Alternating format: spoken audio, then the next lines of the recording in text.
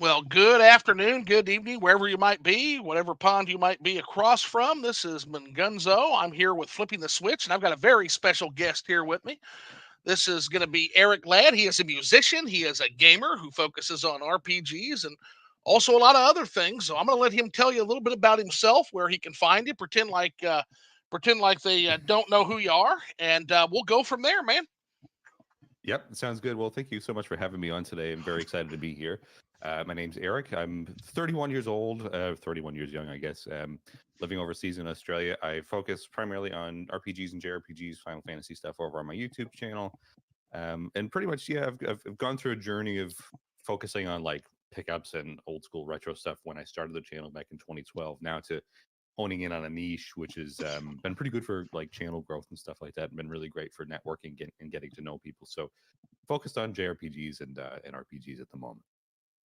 Fantastic. Yeah, I know how that is with being a gamer. It's easy to jump around because there's all kinds of different genres that I love in particular. But I also have a great love of JRPGs. Have ever since I played some of my first ones. I think my first one I can remember was Dragon Quest or Dragon Warrior it was called at least Yep, that's right. on the Game Boy Color. Dragon Warrior 3 on the Game Boy Color. And then I quickly got into the SNES RPGs like Chrono Trigger, Final Fantasy 6, which are some of the absolute best. Yep. So I'm sure we'll talk a little bit about that. But I guess I always like to start when I have a new guest on. Kind of the first question I like to ask is, tell me your gaming origin story. We'll kind of swap gaming origins. Oh, gaming origin story. But that's a really good one because a lot of my stuff stems from late '90s rather. And it really all started with Final Fantasy VII. That's really where it started for me. Of course, I started with like Super Mario 64 and stuff. That was my first venture into like platforming based gaming and stuff. But honestly, like I feel like as soon as played Final Fantasy VII, that changed the trajectory of my interests more so than I really realized. So it's been a very interesting journey. Started with the N64 and went on to PlayStation. Then I got a Game Boy Color in 1998 for Christmas with Pokemon Blue, and again that was a whole Poke craze. And yeah, it's funny, like it kind of planted the seeds for turn based stuff in my life, and now that's my kind of wake up call for all that. But I played a lot of games in my younger years. Kind of dipped out in high school because I think it was too busy doing like being in the high school in my high school band, not like the music band, but like an actual band that would go and play shows and stuff. So I was very focused on that, and yeah, that's pretty much where it is. And now that I'm a parent, I fight for as much time as I can to play games. So I really maximize my time where I can find it. Time management's essential, especially as you get older and older. But yeah, I It kind of is. had a similar trajectory. Finding RPGs, like I said, my first ones were Final Fantasy 6 and Chrono Trigger. But in terms of my very first gaming origin story, my dad brought home, he was in the Army, he brought home a box of NES games. And it was just a hand me down NES. At this point, I think the Super Nintendo and the Sega Genesis were already out. Mm. But they brought it home and got to play. It had the original NES Mario Brothers along with the Duck Hunt cart. And I actually began to learn how to play games probably about the age of 5, probably 4 or 5, maybe 6 tops.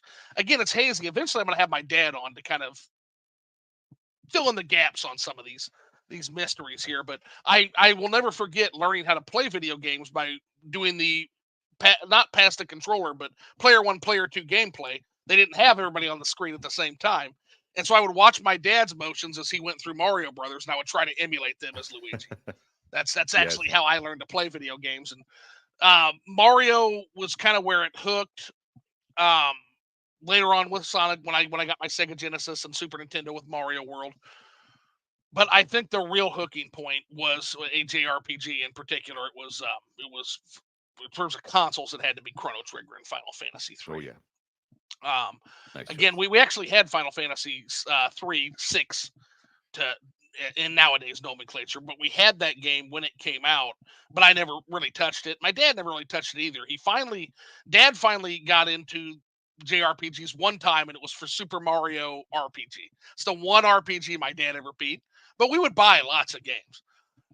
But yeah, but Final Fantasy 6 is the one that I was just like, wow. Like, I can't believe how well paced this is. I can't believe how fun this is. Just an absolutely incredible experience. And then, like I said, only topped by something like Chrono Trigger. But yeah, it's funny how those early games kind of set the standard of exactly what we're going to like. To this day, my favorite genres are like platformers, your action adventure games like Zelda, and RPG games. Now, I'm the kind of the same way. I ended up also taking a couple of breaks. Um, Ironically enough, it tends to be around high school, doesn't it, man? Like that's where It people does. tend to kind of fall off gaming a little bit.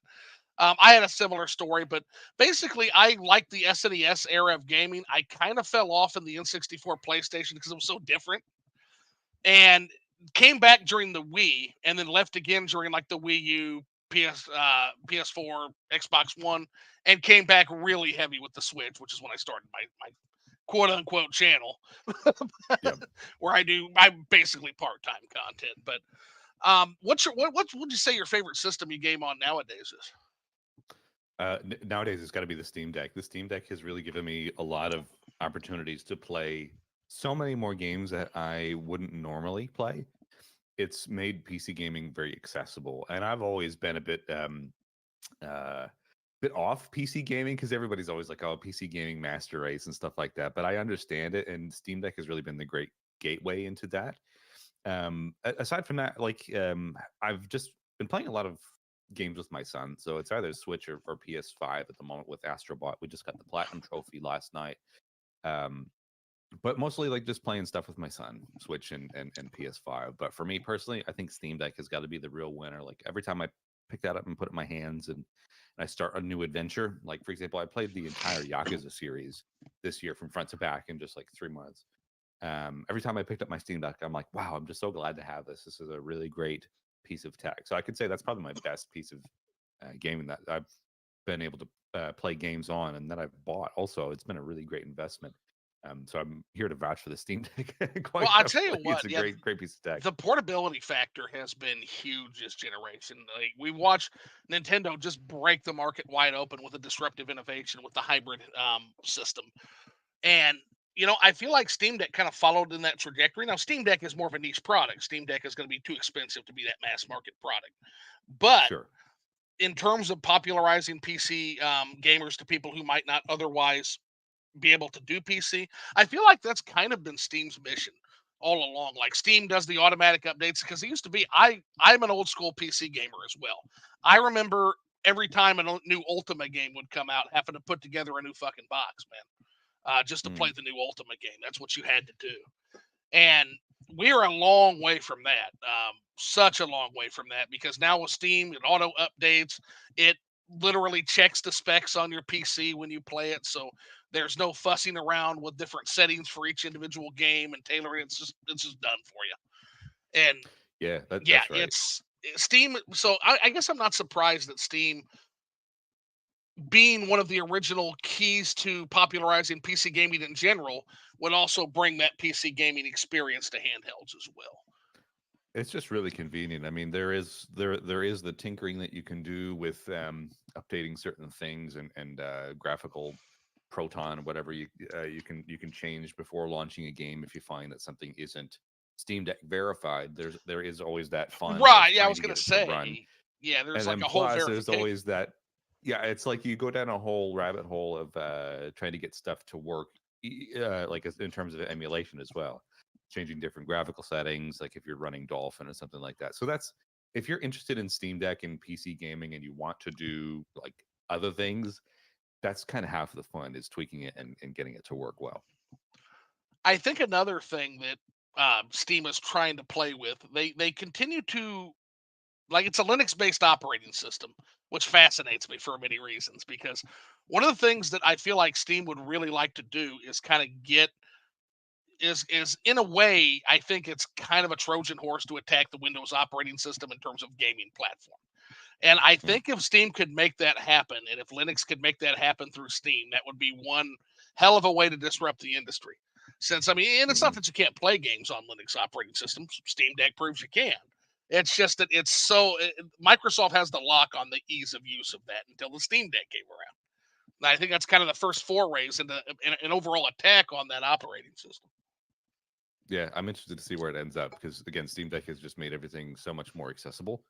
I mean, like even to me, because I'm not like I'm pretty tech savvy. Don't get me wrong, but when it comes to tweaking things and whatever, it's just been interesting to read all the forums and all the guides and um, everything that you have to do to get things to work. It's been quite interesting. I really enjoyed the process with that.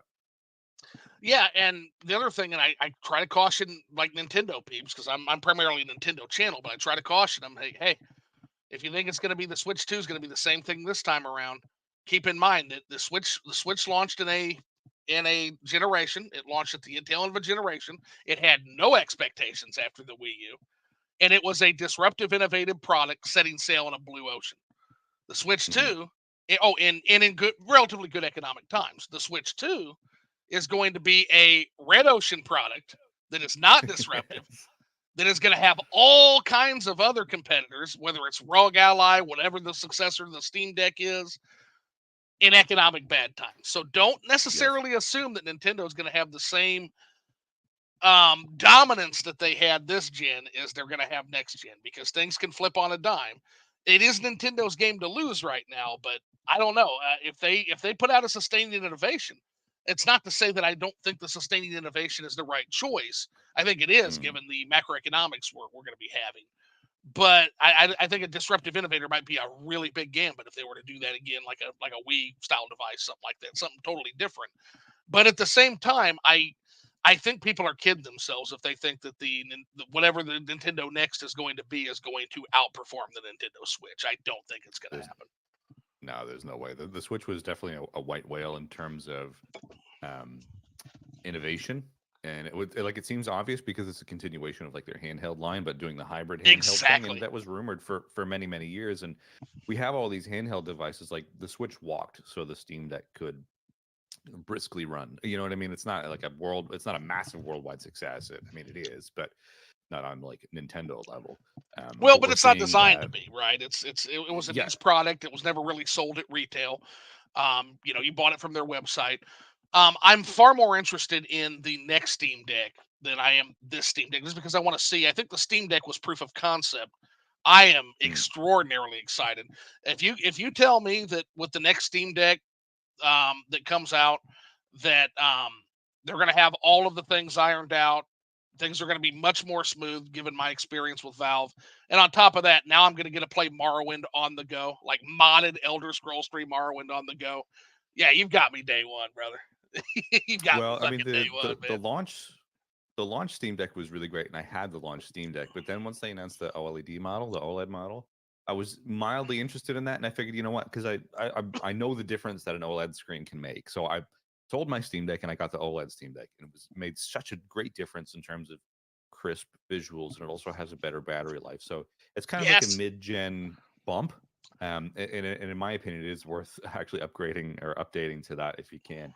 Okay. I absolutely love that unit. That screen is super crisp, and the battery life has been uh, a lot better in my opinion. And I'm somebody who plays on it normally handheld. Hmm. I usually have like a little iPad stand that I put my Steam Deck on because I play it while I'm at work because I don't like to actually work while I'm at work. I mean, who does?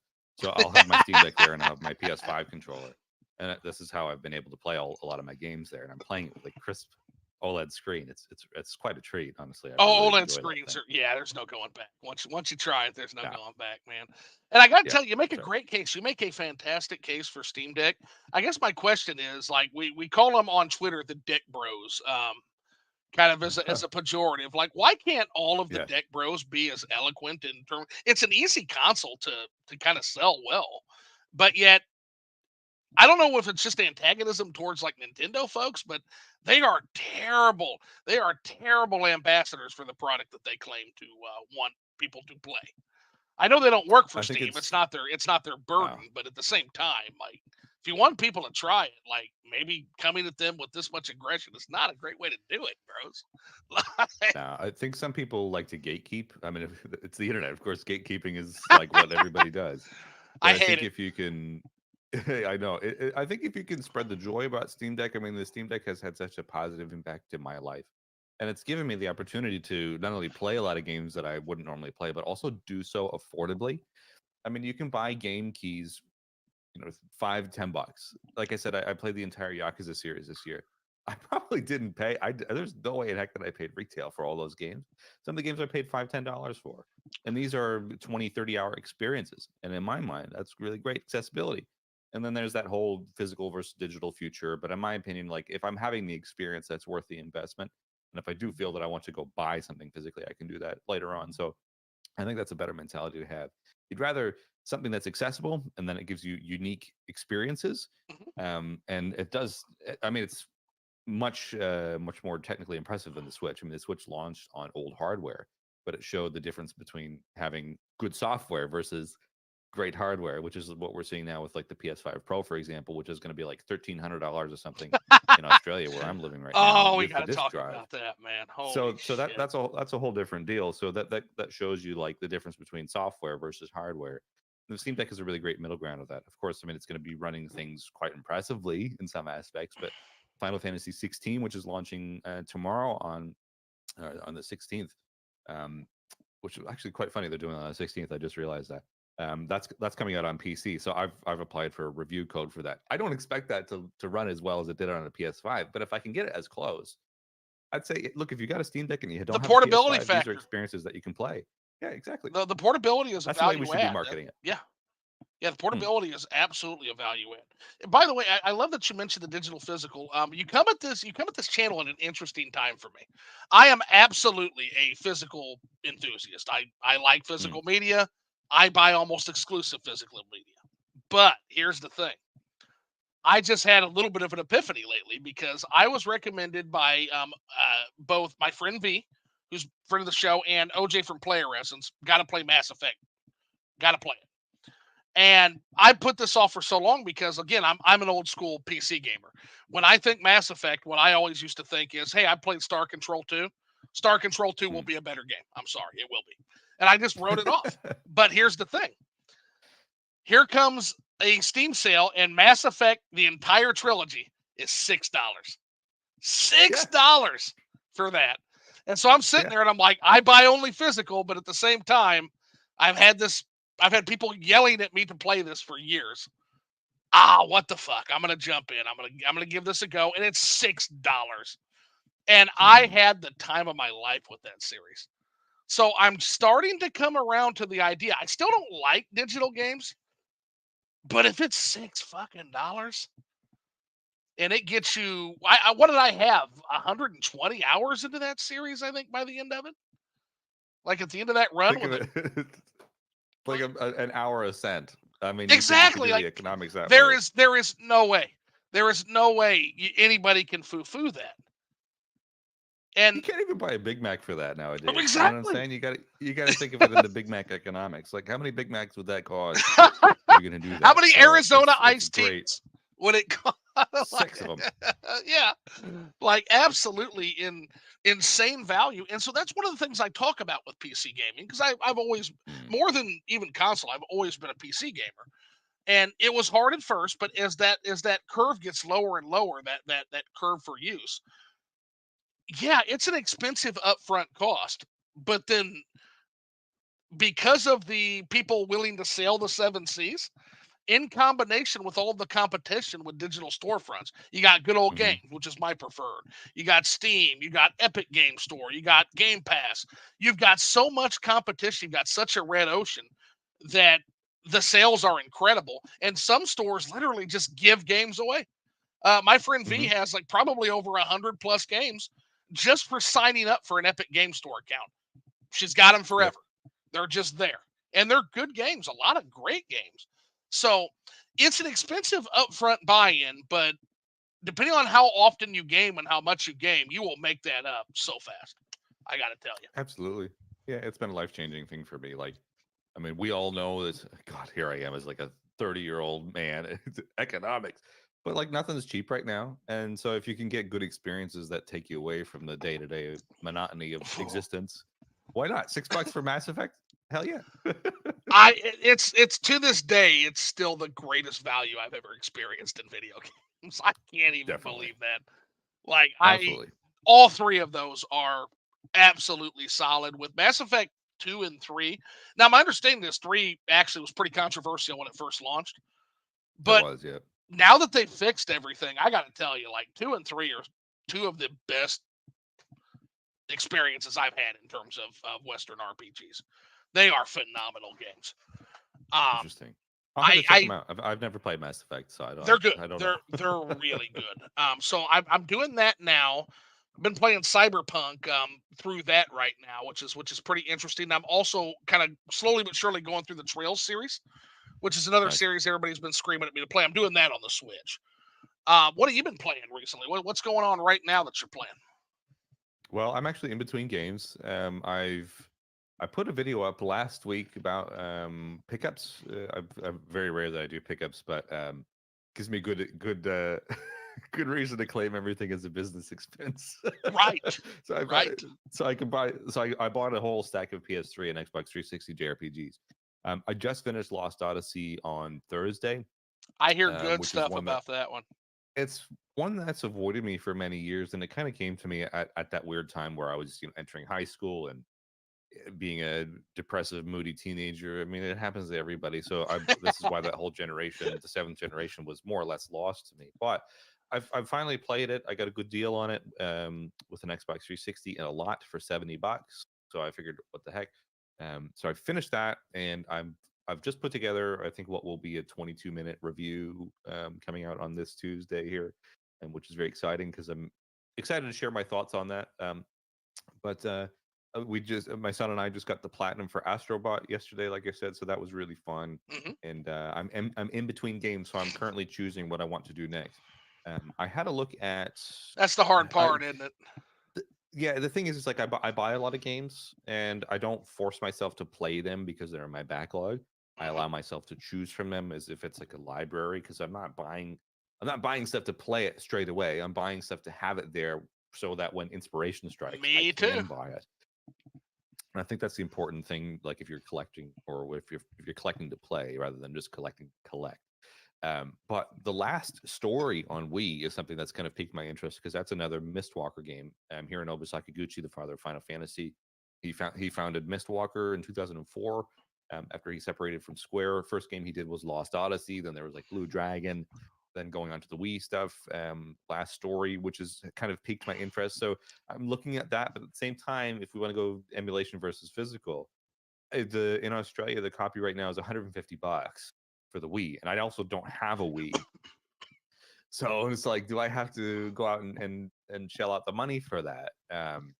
And do I go and buy? And then I argue to myself, oh, it would actually be well worth it if I bought a Wii because I can play Wii Sports with my son. That would be really fun. And then I can claim it as a Fuck business yeah, expense man. because I covered on YouTube. You know what I mean? There's like there's this cycle in my head. It's like, oh, buy the games. It's worthwhile. You can do it. So I'm looking at that right now. But otherwise, if not, I might pick up Tales of Exilia, which I bought in my PS3 lot, or Yakuza Dead Soul. So one of those Okay. three games, but one is a little bit more difficult to get because I have to spend a lot of money to get it. I'm very similar in terms of basically uh, I buy games exactly the same way. So if it's a game that I eventually plan on playing, I'll buy it. Especially since I think the Switch might be. I say this, it depends on what Nintendo does next time. I have no interest in the current Sony and Microsoft offerings, none whatsoever. At this point, I'm basically a Switch and PC gamer. But yeah, I buy them to play later. Now the problem is when a game gets bought, it goes on the list, Yeah. and the list is now almost 500 physical Switch games. So Hmm. I've got a long way to go, especially since I've put my goal out there is to do a video review of every single one of those Switch games. So I'm gonna be Yeah. here till I'm 80, brother. Doing this, especially since That's what you got to do. I haven't put out a fucking review probably for about 6 months. So Hmm. eventually, it'll happen eventually, guys. But Well, I mean, I had a whole heap of Switch games. I had about 80 games. oh hell yeah, And then I had the opportunity to buy Earthbound and Chrono Trigger and Super Mario RPG, my three heavy hitting Super Nintendo games. So I traded in like everything I owned to get those white whale Super Nintendo grails. So like I still have a lot of physical games. Believe me, I don't have anywhere to display them, but I have sure. quite a few. Um, But I'm sometimes so it's not glad. convenient to play them. I'm so glad that I collected all the SNES collecting I wanted to do back in like 2010, 2012. Oh my god, I've good got it. timing. I've got about 100 I think I've got about 175 Super Nintendo cards. Super Nintendo Mm, was my most collected for system, followed shortly by the NES and the Sega Genesis before the Switch came around and just made me an insane person. yep. An absolute insane person. Um, but yeah, if you go try to collect for SNES in particular, it is stupid. It is Don't stupid even do it. anymore. Don't even do it. Yeah, don't. Yeah, it's not. Yeah, don't even. Um, so let's take a quick look at the super chats here real quick. So we got Upper Nimbus, and he's got some sort of a mammal that he's posted. So It's a bear. that's a bear. Okay. Well, yeah, it's I would say a bear or like a marmot or something, but yeah, it looks like a bear. Yeah. Speaking of which, go Bears! My Chicago Bears actually won last week, so hopefully we'll have another good showing. So yeah, Go I'll go Bills. with Go Bears. 66 JD says, "What is this?" Well, 66 JD, this is the first day of the rest of your life, my friend. Welcome to Liquored Up Live, man. Brick Barnes says, "Hello, Zoo and chat. What's going on, Brick? Hope you're having a good weekend. Hope you're having a good weekend. What you been playing? You been playing any more of the Emmy of the Smiling Man yet, or?" And then 66 JD just responded to Brick, says, "Well, hey there." Upper Nimbus says, "From lad to legend." So Upper Nimbus, also an Aussie, lives in Australia. So Yep. great dude. Then Eric Ladd also saying, "Hey peeps, just wishing everybody a happy podcast." So the Netta says, "Boss, coffee ain't liquor." That is correct. That is correct. However, Nettist, bourbon is indeed liquor. So I am indeed liquored up, and I am indeed live. Although I can't necessarily speak for Eric Ladd. What are you having to drink? This is my usual Boss Coffee. Boss coffee. I love Japan. I'm an otaku at heart, so anything Japanese I'll drink. But I'm a big fan of drinking black coffee, and this is great. So the Boss Ice Long Black. I don't know if they have these So in the that's what he states, was but referencing. Gotcha. I can just go down to my 7-Eleven and get these. They're $4. So here's the thing, Nettist. Liquored Up Live, I think for like 3/4 of our guests is more for me than for the guests. So I'm liquored up. I'm drunk. The guests are mostly in what I like to call the Kool-Aid Club. So Yep. OJ started that tradition because OJ came on and OJ was just drinking water. And I think that's like 90% of our guests are being good and they're not getting liquored up, but that's okay because I drink for the two of us, so it's perfectly fine. But It's that's also 9:30 here, so I don't. Oh I yeah, no, can't yeah, be yeah. You can't even call it a brunch drink. Like holy shit. Like, breakfast whiskey. breakfast. Yeah, people kind of give you the side eye. You do that, man. I'm not depressed enough for that yet. Maybe 20 more years. I hope you never are, man. That's yeah. Drinking alone and in the morning. Oh yeah. Oh. Love it. Netta says, "Don't Wii's basically cost nothing right now?" Yeah, the Wii's themselves are very cheap. Some of the software, Mm-hmm. however, Mm-hmm. a little on the not side. But Wii's themselves are like bargain bin. You can find them in Bomba bins at this point. Mm-hmm. And then you respond, Pretty yeah, they're much. like 20 to 50-ish. Yep. Upper Nimbus says, "I'm stupidly collecting for GameCube again." That's right, Zoo, your favorite console. It won't leave. It won't fucking stop haunting me, man. This fucking GameCube. Well, do your best. Do your best, Upper Nimbus. um, That's dangerous territory right now. GameCube is really expensive. Is it? Yeah, again, I Mm-hmm. don't. I've never collected for the GameCube for reasons which we'll probably end up getting into. The chat will probably goad me into that. But I am slowly but surely coming around to right my GameCube bigotry, guys. It's slowly happening. I adored Metroid Prime when it showed up on the Switch. I'm really enjoying the Thousand Year Door. Um, Mm. I think the GameCube hate will eventually fade. I was gotta understand, guys. I was really mad. I was really mad at Nintendo back then. So let's see here. 02K says, "Hello, folks. Welcome in 02K. Thanks for coming in. Hope you're having a good weekend as well." Upper Nimbus also wishing 02K a good time. And then Reed 94, Eric is such a weeb, LOL. Well, that would make two of True. us. Although don't tell It's so anybody. true. Don't tell anybody because I'll deny it. And Eric Ladd doesn't. So admitted right here, folks. That is so true. But ironically enough, he's a weeb that hasn't watched JoJo's Bizarre Adventure. So yeah, Yeah, I still. we'll have to Yeah, I broach need to on hit a. that. Yep. What are you doing with your life, man? I haven't watched anime in 20 years or so. I Oh haven't. shit. I'm an old school anime guy. I like my 80s, late 80s, and 90s anime. I haven't really seen anything It's the best more time. recently than that. And I haven't watched Avatar either, as Netta says in the chat. So both avatars, the James Cameron Avatar, and then the the Boy, animation Avatar. he's So gonna give us both. I'm way He's gonna behind. give us both a scolding. I have not watched Avatar, despite my best friend V's like demand that I watch Avatar. Still haven't seen it. Yeah, Avatar is on the list. I hear nothing but good things about Avatar, so it's on the list. one day, Now, one you day. say you like 90s and 80s anime. Well, I'm going to make a case for Mm. JoJo in that case. So even though Oh yeah, JoJo is made in modern times, it is based on a manga that is indeed from the 80s. So hmm it would probably fit right in. So Bubblegum Crisis. Oh, Bubblegum Crisis. Yes, 66JD. You know, they did a Kickstarter campaign, and I was actually able to get a physical of Bubblegum Crisis. I'm very happy with Bubblegum Crisis is good stuff. 100%. Netta says, how mm. horrifying. Yeah, two clowns that haven't seen Avatar. Yeah, we should paint our faces, right? Yeah, should. And then Brick Barnes says, I was supposed to go somewhere tonight, but I'm not feeling well tonight. I'm playing Dreamlight Valley.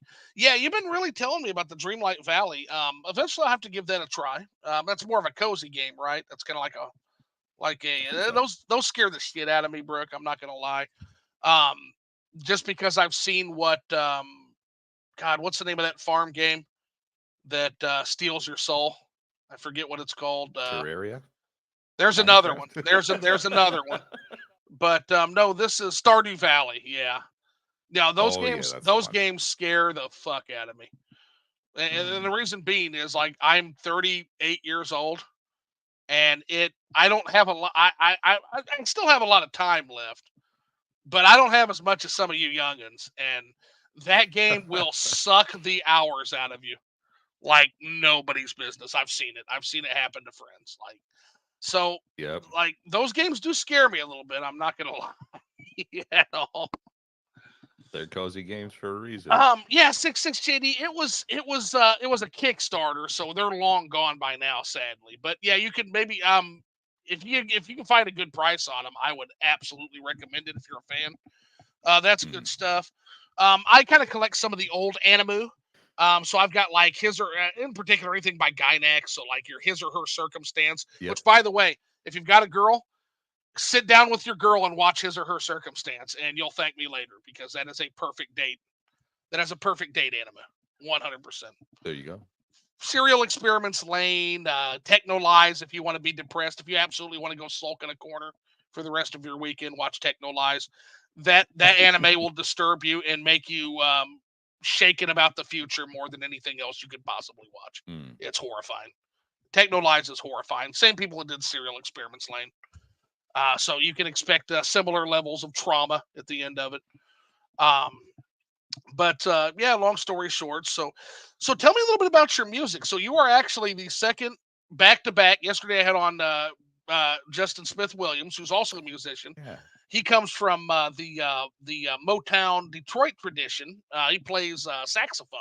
So I'm Oh, nice. guessing by the background, it is either bass or guitar that you play. And from the video that I recently watched where you blew my fucking socks off, I'm guessing you played just about everything actually, because it looked like you were playing like 10 fucking instruments in that Xenoblade mashup. So tell us a little bit about your music. I've actually got a bunch of clones. No, just kidding. My main project that I've done for the last 10 years is called Retro Game Remix. Hmm. It all started with the idea of just trying to cover. I think it was the title theme from Journey to Silius, or the level one theme from Journey to Oh, it's Silius on so the NES, good. which is really great Sunsoft. Um, so I spent the last 10 years doing about 14 albums now. I'm my fifth vinyl is coming out in October here through a label called Trago Studio. So it's a double LP called Okay. Level 10, celebrating 10 years of Retro Game Remix. So I've done lots of stuff. NES covers, Super Nintendo covers. I've focused more so on RPG covers, like JRPG stuff. My first pressing that I had through a label was Lifestream back there, which is my 14-track Final Fantasy VII Live stream, tribute good record. name. So it's all me that does it. Occasionally, I'll reach out to different session musicians, but I play guitar, bass, and drums, and I have a lot of production and engineering experience. I owned and operated a recording studio for several years Oh shit. um, before we had a baby as well. So that was really fun, and I've used that whole time and experience to hone in on my skills of music production. And a great way for me to keep musically in shape is by doing retro game remake stuff. So video game cover songs.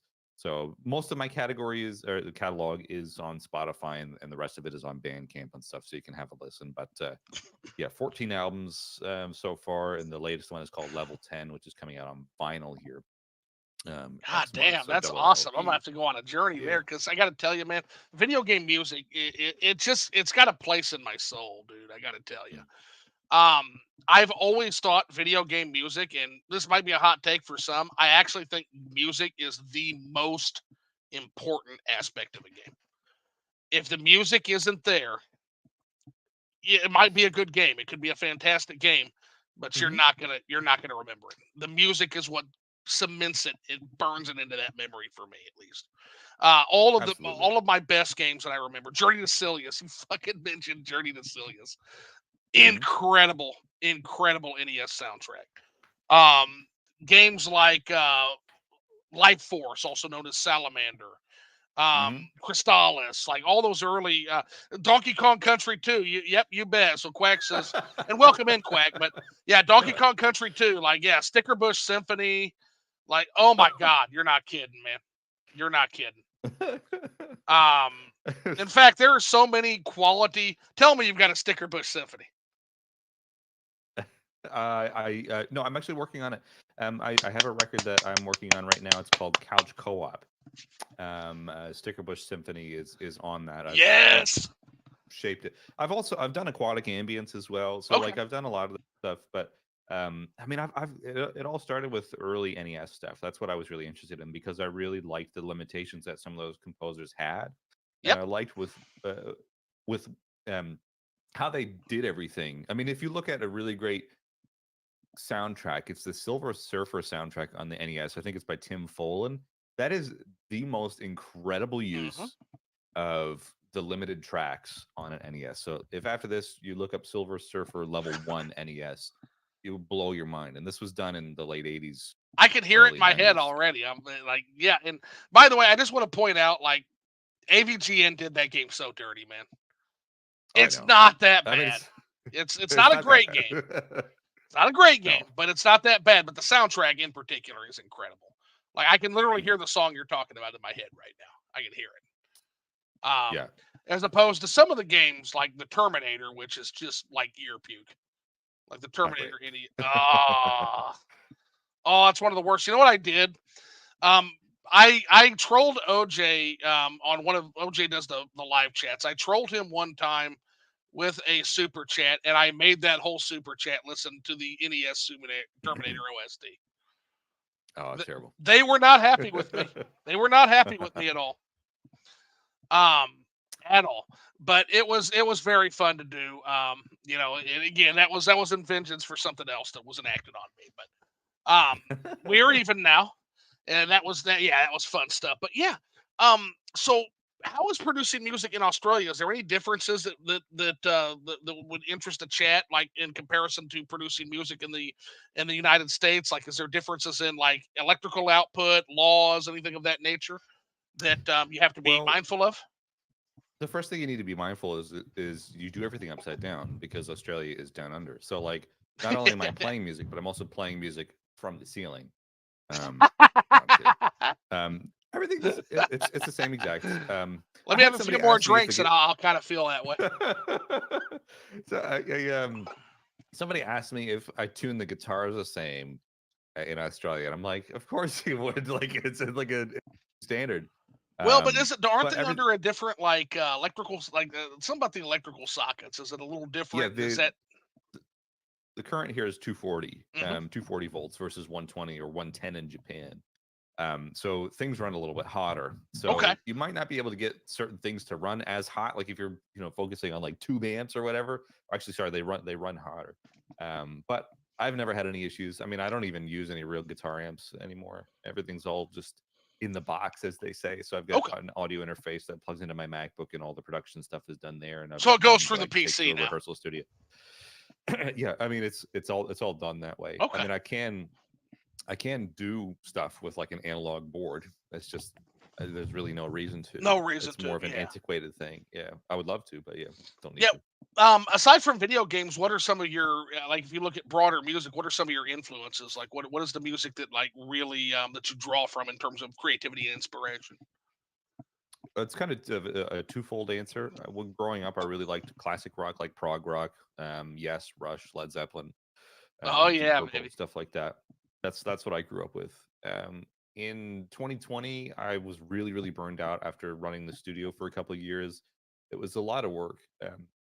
So I burned out on music big time. I wasn't even listening to music. I just wanted nothing to do with it.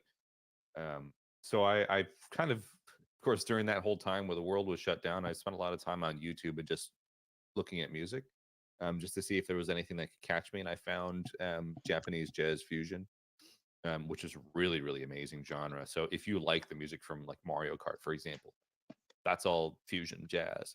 And a lot of that stuff that we listened to back in the day, like the original Mario Brothers theme, was inspired by bands that I really enjoy. So, like T Square is one of them. They have a track called Sister Marion, which was released on like a 1984 album called Adventures. I have the vinyl behind me. Um, that spawned the Mario Brothers theme. So, like, you go down this whole rabbit hole of like where all the game music was inspired by. It's actually like 1980s Japanese jazz. So once I got into like T Square and Cassiopeia, that totally changed the trajectory of my musical interests, and that really lit a fire behind me that I really, really needed and really benefited from.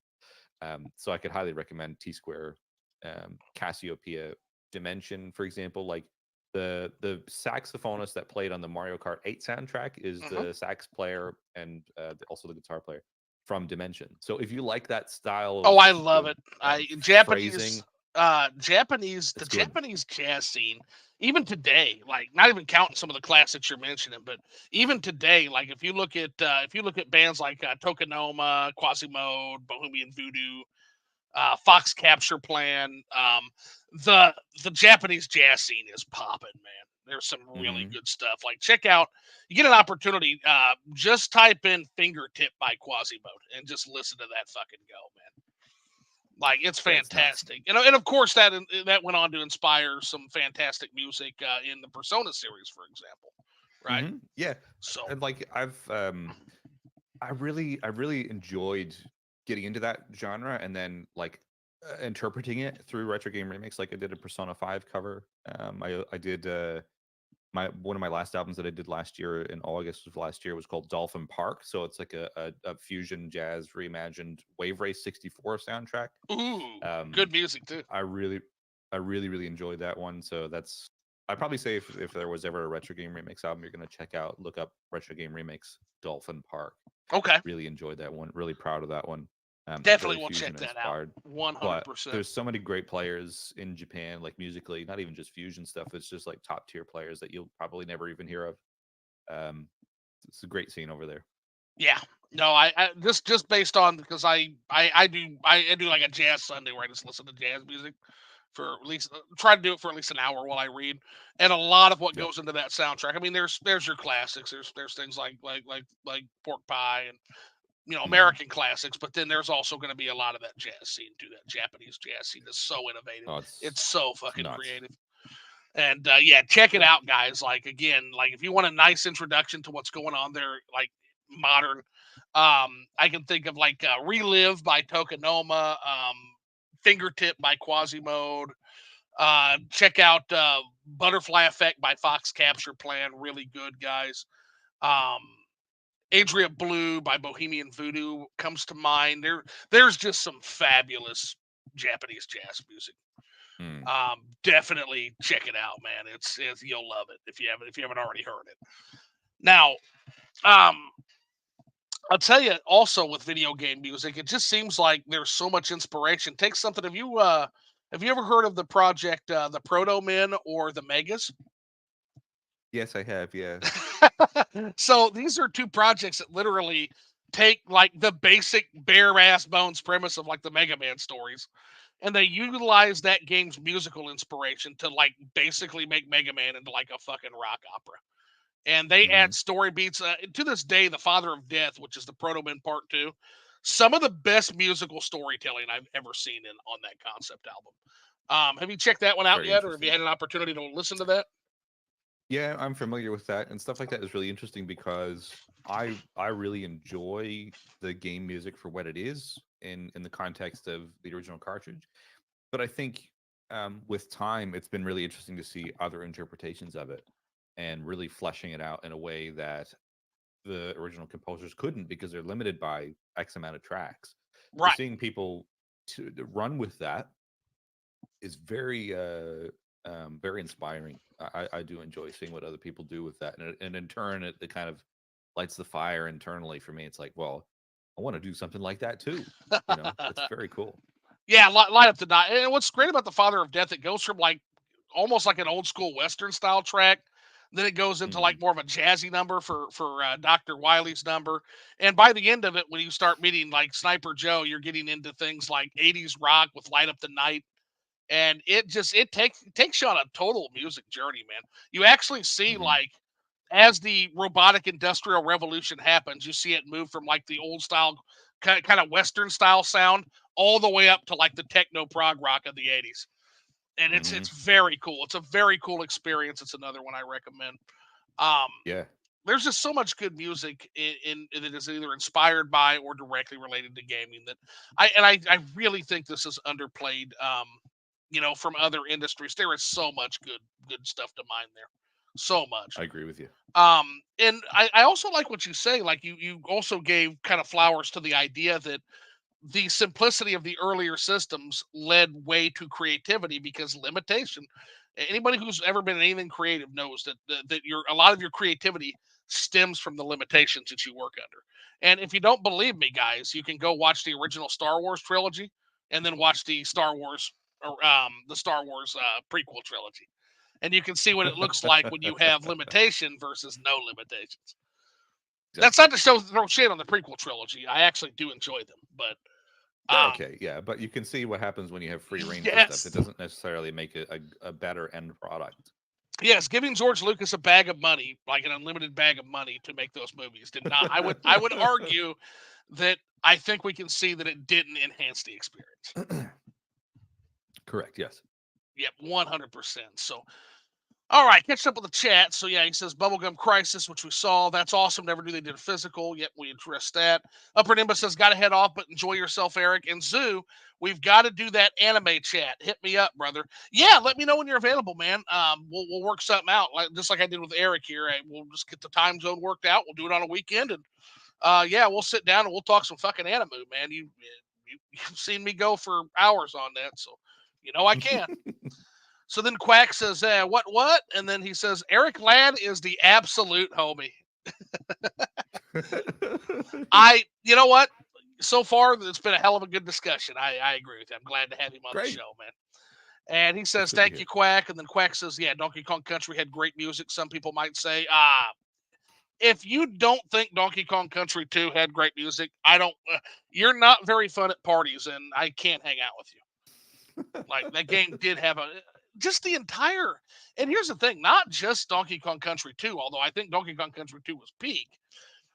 Mhm. Anything Rare touched in those early days, both NES and SNES, David Wise was a fucking genius, Monster. man. Monster.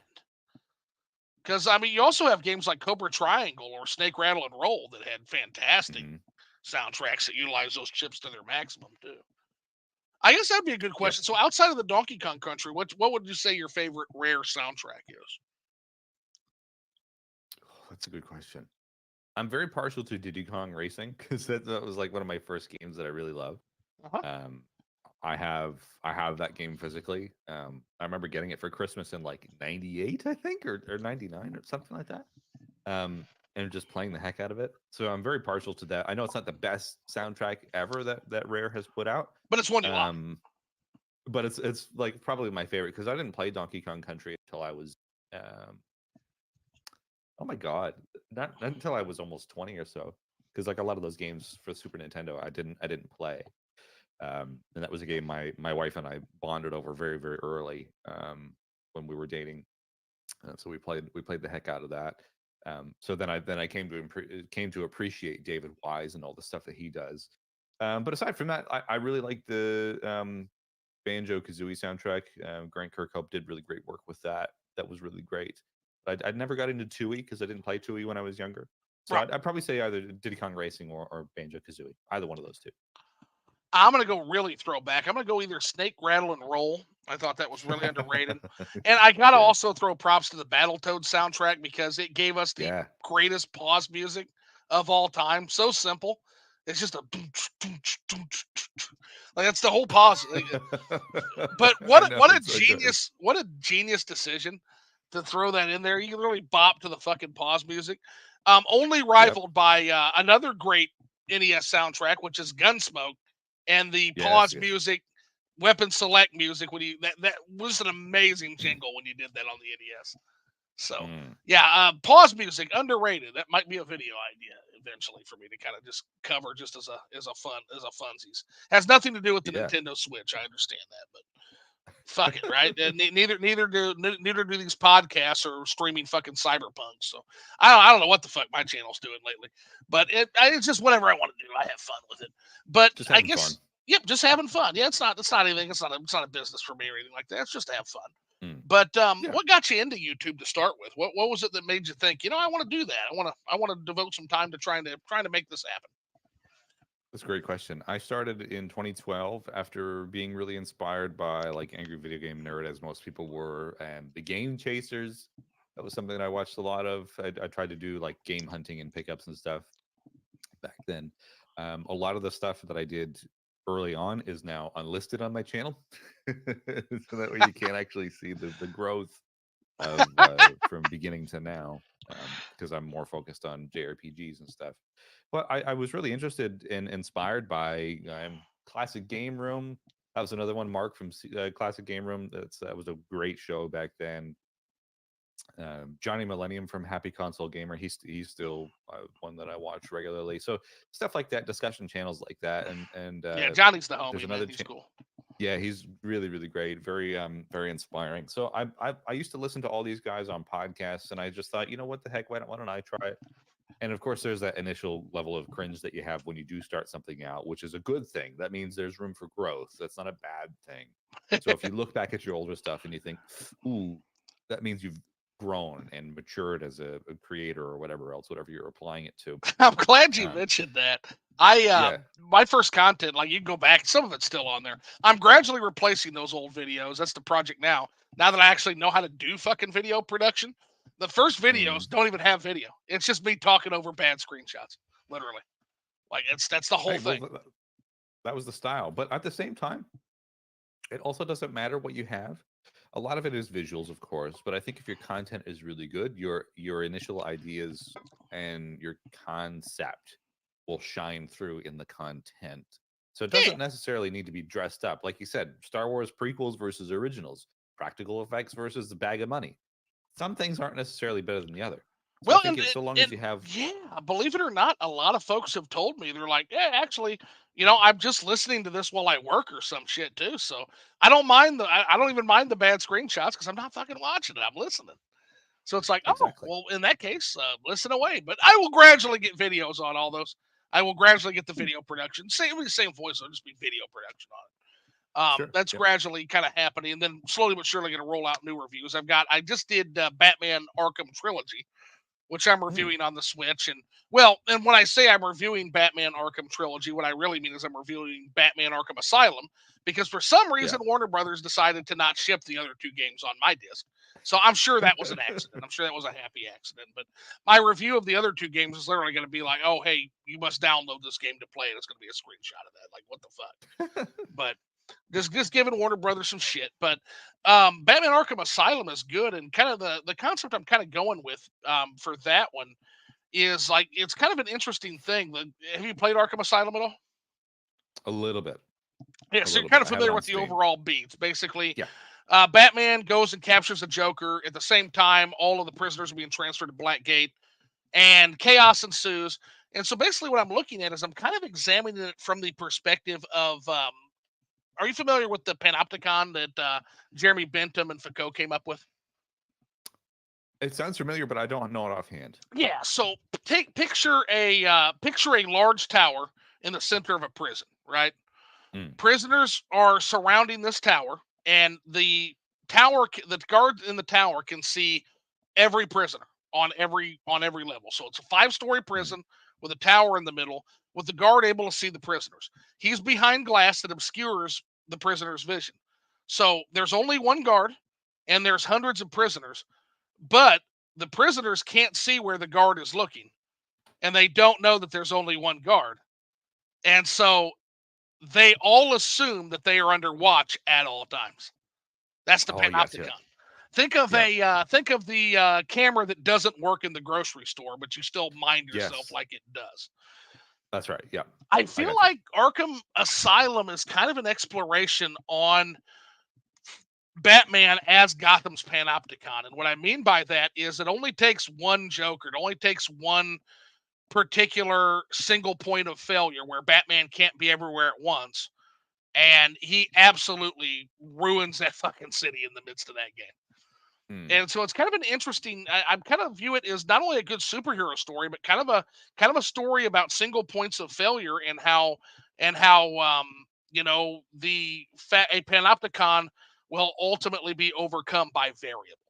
That's kind of the thing Mm. because True. it all comes down, I guess, to Ashby's law of requisite variety. And what that is, guys, to kind of explain that is in order for a system to maintain homeostasis, in order for a system to maintain balance, it must have more control mechanisms than the variables it is controlling for.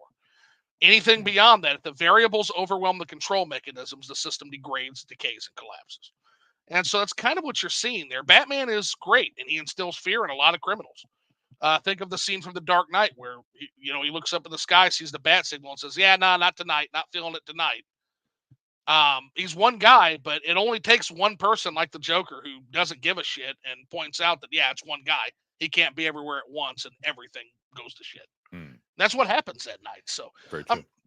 I'm kind of beginning to be doing a game review as well as kind of an exploration of that as a concept. So I don't know that That's that very probably interesting. sounds like a lot of rubbish, but No, it's very. I like the concept, and that's what's so cool about video games is it gives you the opportunity to explore these ideas and themes in the intertwined within like an entertaining action game. It's really cool. It can be deep. yes, yeah, and again, it might not even be necessarily what the artist intended, but ultimately, it's death of the author, right? Once you put something out in the world, True. you kind of lose control of it because people will Very true. interpret that basically through their own experiences, their own lens, their thoughts, their attitudes, and all of that will kind of manifest in what they get out of the game. I feel like so, Mm. and that's what I'm saying. Like anybody who thinks, well, there's nothing I can add, well, you might surprise yourself if you do get into YouTube and you want to make reviews and you think, well, I'm just going to say the same stuff everybody else. You certainly won't because you'll probably be coming at it from a completely different set of views. Exactly, and that's why everything you can do on YouTube, even though it may have been done before, it hasn't been done through your filter, and Hmm. that's the point of importance, on the point of difference that you can make as a content creator. It's like, oh well, everybody's reviewed Excite Bike on the NES. Well, you haven't, you That's know, right. We don't so we, we come at don't it from have your that way. perspective, and I love it. I love watching different reviewers. Like I've been kind of looking through some of your review stuff as well, and it's always interesting to when I find a new reviewer that I like because again, they're coming at it from a completely different lens, a completely different angle, completely different life experiences. And to me, what that's doing is that's adding to the body of work on this game. It's really adding to the game itself because not only do you have the game, but now YouTube is this massive depository of the emotional and intellectual and personal experiences of the people who loved and played that game. And I Very true. think there's something that's just fucking beautiful about that, man. Yeah, it's like a massive library of stuff. Anything you want that's out there, you can search for, and there's people that have dedicated their channels to it. It's very interesting. Yeah, 100%. So, what would you say is your favorite review that you've done so far on the channel? What's the review that you're most proud of, or that you think was the most fun you had? It's a good question. Let me have a quick look at my channel. I've one thing I've noticed is that okay, there's one that I'm proud of because I put it out recently, and the ones that you're most proud of never do really well. I've got I've discussed the Judgment series, Judgment and Lost Judgment, the spin-offs of Yakuza series. Okay, I put that out about a month ago. It didn't perform very well, but I'm really proud of that because I really enjoyed those games, and I liked comparing them to the Yakuza series. I did a review on Eastward, I think 2 years ago or so. I'm I so really enjoyed excited to that play game. Eastward. I'm so pumped for that one. Yeah, and that review did really well, like better than I thought. And this was before I started to hone in on JRPG stuff. But I find that doing discussions on my channel, discussing certain games, not necessarily reviewing them, because reviews and retrospectives, if I say dot dot dot review, it will tank. But if I tweak it from the lens of like, is this blah blah blah better than Sure. this, or is this, you know, I find that those are really great because I did start doing reviews early on. Like I did a Wind Waker review, I did a an Eastward review. Like that was when I was just trying to play games for review. But I find if you spin it from the lens of discussion now, they tend to do really well. So, but I've really enjoyed like pivoting from that and just talking about certain aspects of games. Like, is Final Fantasy IX underrated? Is what's another one here? Was Final Fantasy 16 a failure? So in that sense, they are reviews, and I am discussing certain aspects of the game, but I'm Hmm. framing it from the question of the YouTube video. Was Final Fantasy 10 the last great Final Fantasy game? So yeah, I do review the games a little bit, but it allows me to go more in depth in a way that I normally wouldn't for a review. You know what I mean? Because it would just be one talking point, whereas the entire video is the talking point. So it's been interesting to pivot from that way. Well, and it invites discussion too. That's Mm, kind of the thing too. It definitely invites that discussion. Games are journeys to me. So, like, yeah, I don't call mine reviews either, because how can you encompass all of the it's hard. how can you encompass the journey you have with a video game into a fucking score? I can't, and I don't give games a score. But what I do is I Yeah, discuss what I felt as I played the game. Essentially, it's kind of how I come at sure. it. I mean, you And can associate a number to it, but that doesn't it doesn't mean anything. It's just like what you can expect. Like I can, like I mentioned earlier, I finished Lost Odyssey. I can definitely give it a number, but that doesn't encapsulate that game in its right, and entirety. that's That's why I just my don't is experience with it. You know what I mean? So yeah. I understand that. Yeah, that's why I don't. Is it just yeah, I wouldn't even feel comfortable, but how can I take that entire experience I just had with this work of art and encapsulate it into a number. So I try not to do that, but I'll tell you about it. I'll tell you if I liked it. I'll tell you if I didn't like it. Hmm. Um, but Definitely. more importantly, I'll tell you how the game made me feel, because that's the thing. You forget all kinds of things. You never forget how a person or a piece of art made you feel. You never forget that. Yep, it's a You great can first you can impression from games. yeah, you can look at box art, and 20 years later it can take you back to that feeling you had when you played it. Now, you mentioned Final Fantasy 9 specifically. I have not played Final Fantasy 9 yet, so tell me, is Final Fantasy 9 overrated? Because I hear a lot of praise about that game.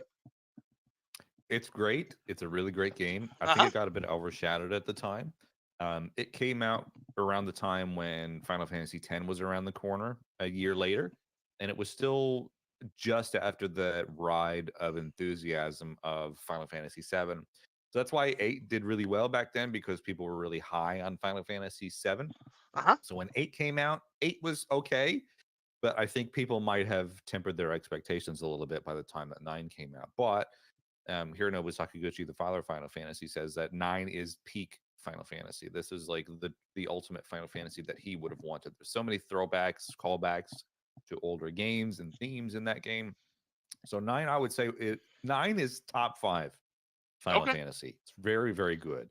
So I would say you'd be making a mistake if you never played it. Oh, It's I'm gonna very, play. very good. I'm gonna play. It's Yeah. on the Switch. It's on my shelf. I will play it. It's just, but it's one of those things where it's on the list.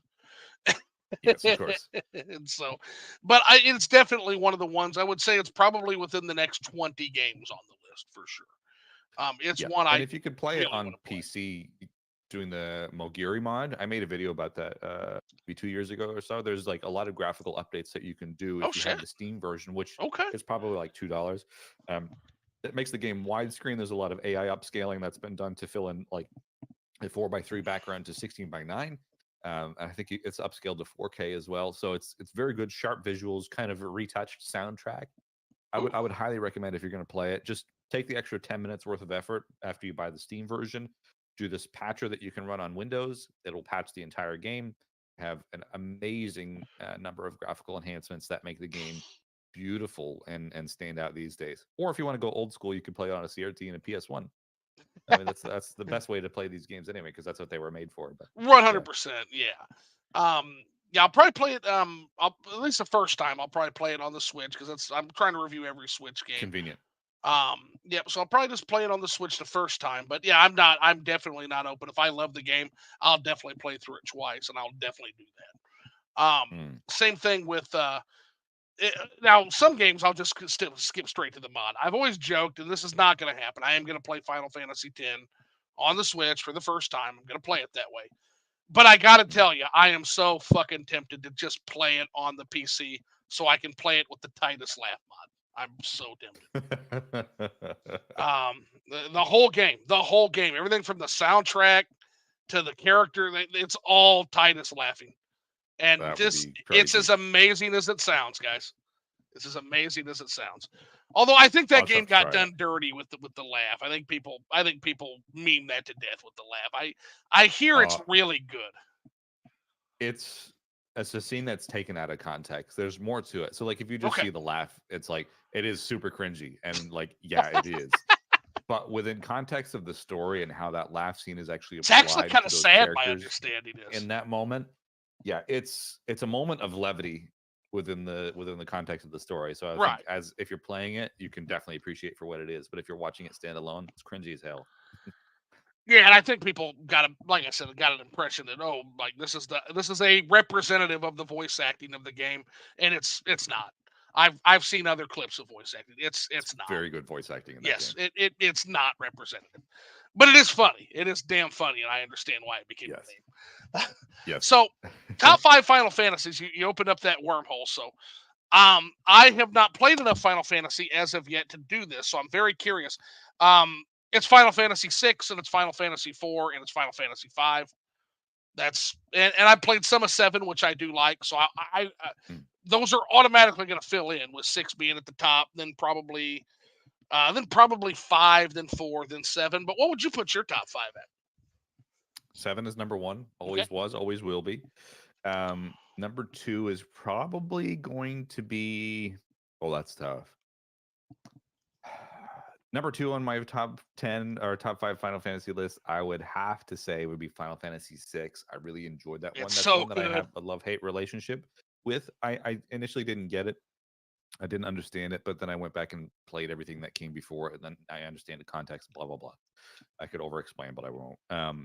Number three on that list, I'd probably have to say Final Fantasy X, followed by Final Fantasy IV. Okay.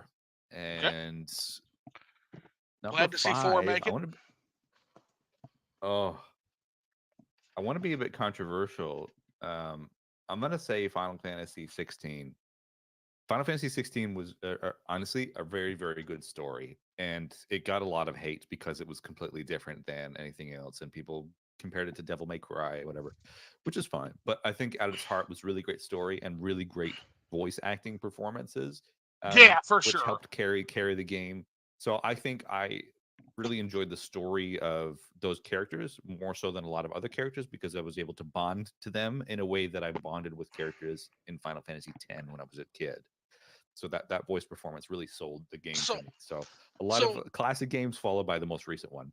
so I haven't played all of Final Fantasy 16. I'll kind of give you my impressions of Final Fantasy 16. Maybe we can talk about that a little bit. I Sure. like Clive.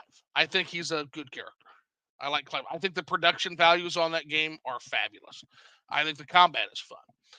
In terms of the story, maybe it's because I was at my brother-in-law's house. He has the PS5, and he let me take it home so I could play a little bit of Final Fantasy 16. But it seems to me like my problem isn't with the main cast, and my problem isn't necessarily with anything gameplay wise. But it's just the way that fucking the people in that fucking world treat your character. I don't know what it is. It bugs me. It fucks with me, man. Because like this is literally a world to kind of give the chat kind of a precursor for what this world is like. This is literally a world where these people couldn't even grow their food without people like you. And at the same time, like every single Mm-hmm. person you interact with treats you like scum on the bottom of their shoes. And it just maybe it changes later, but it just seems like there's some yes massa shit going on where you're just like, oh, I can't let the villagers. I gotta go beat the monsters. I can't let the villagers be killed. Really? We can't let this fucking asshole that just spit at us and cussed us out. We can't let him die. Really? Like I kind of I hope I think kind of hope the whole world fucking dies right now because they all suck.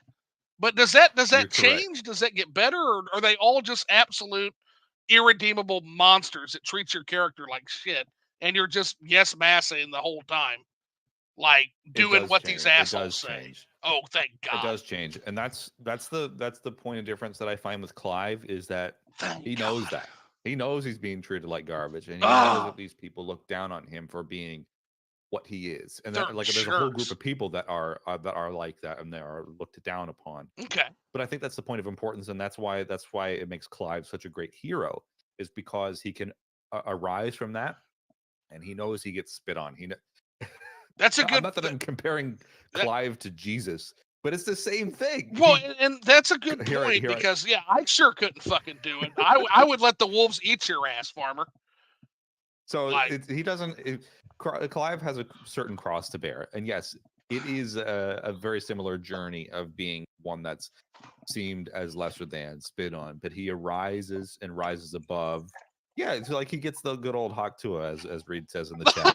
The thing is that like he understands his journey, and that's his character growth makes okay, him an excellent Final Fantasy lead. So like Cloud is my number one, always will be, but Clive is my number two for Final Fantasy protagonist.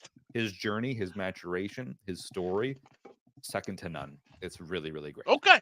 Well, okay, so that's two now. And so I have a rule. I'm going to revisit that. I'm going to give it a real chance. Because not only you, but Brandon from Just the Gems also threw this out at me and said, Zoo, you got to give it a try. You got to give it another try, man. So that's two now. So I'm Mm. I'm definitely going to have, now that I know, and now that I know that it gets better. Because, like, I can't, man. It's like, I can't keep being treated this way. This is Well, bullshit.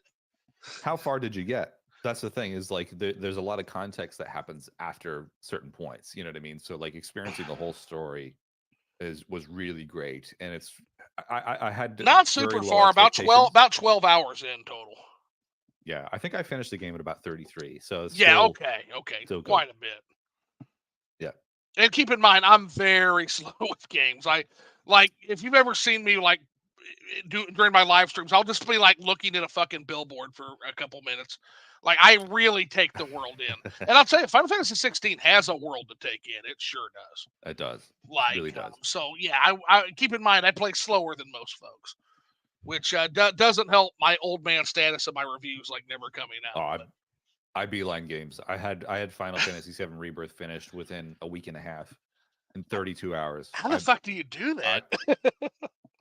the PlayStation Portal. That's how I did it, and not doing much at work. That's how I do it. Just beeline games. If I'm interested in a story, there are some games that take like it's a long 20 hours. Like I finished Lost Odyssey this last week. It took me Right. 35 hours. I would argue that it was a long 5 hours. Whereas I finished Yakuza Like a Dragon Infinite Wealth.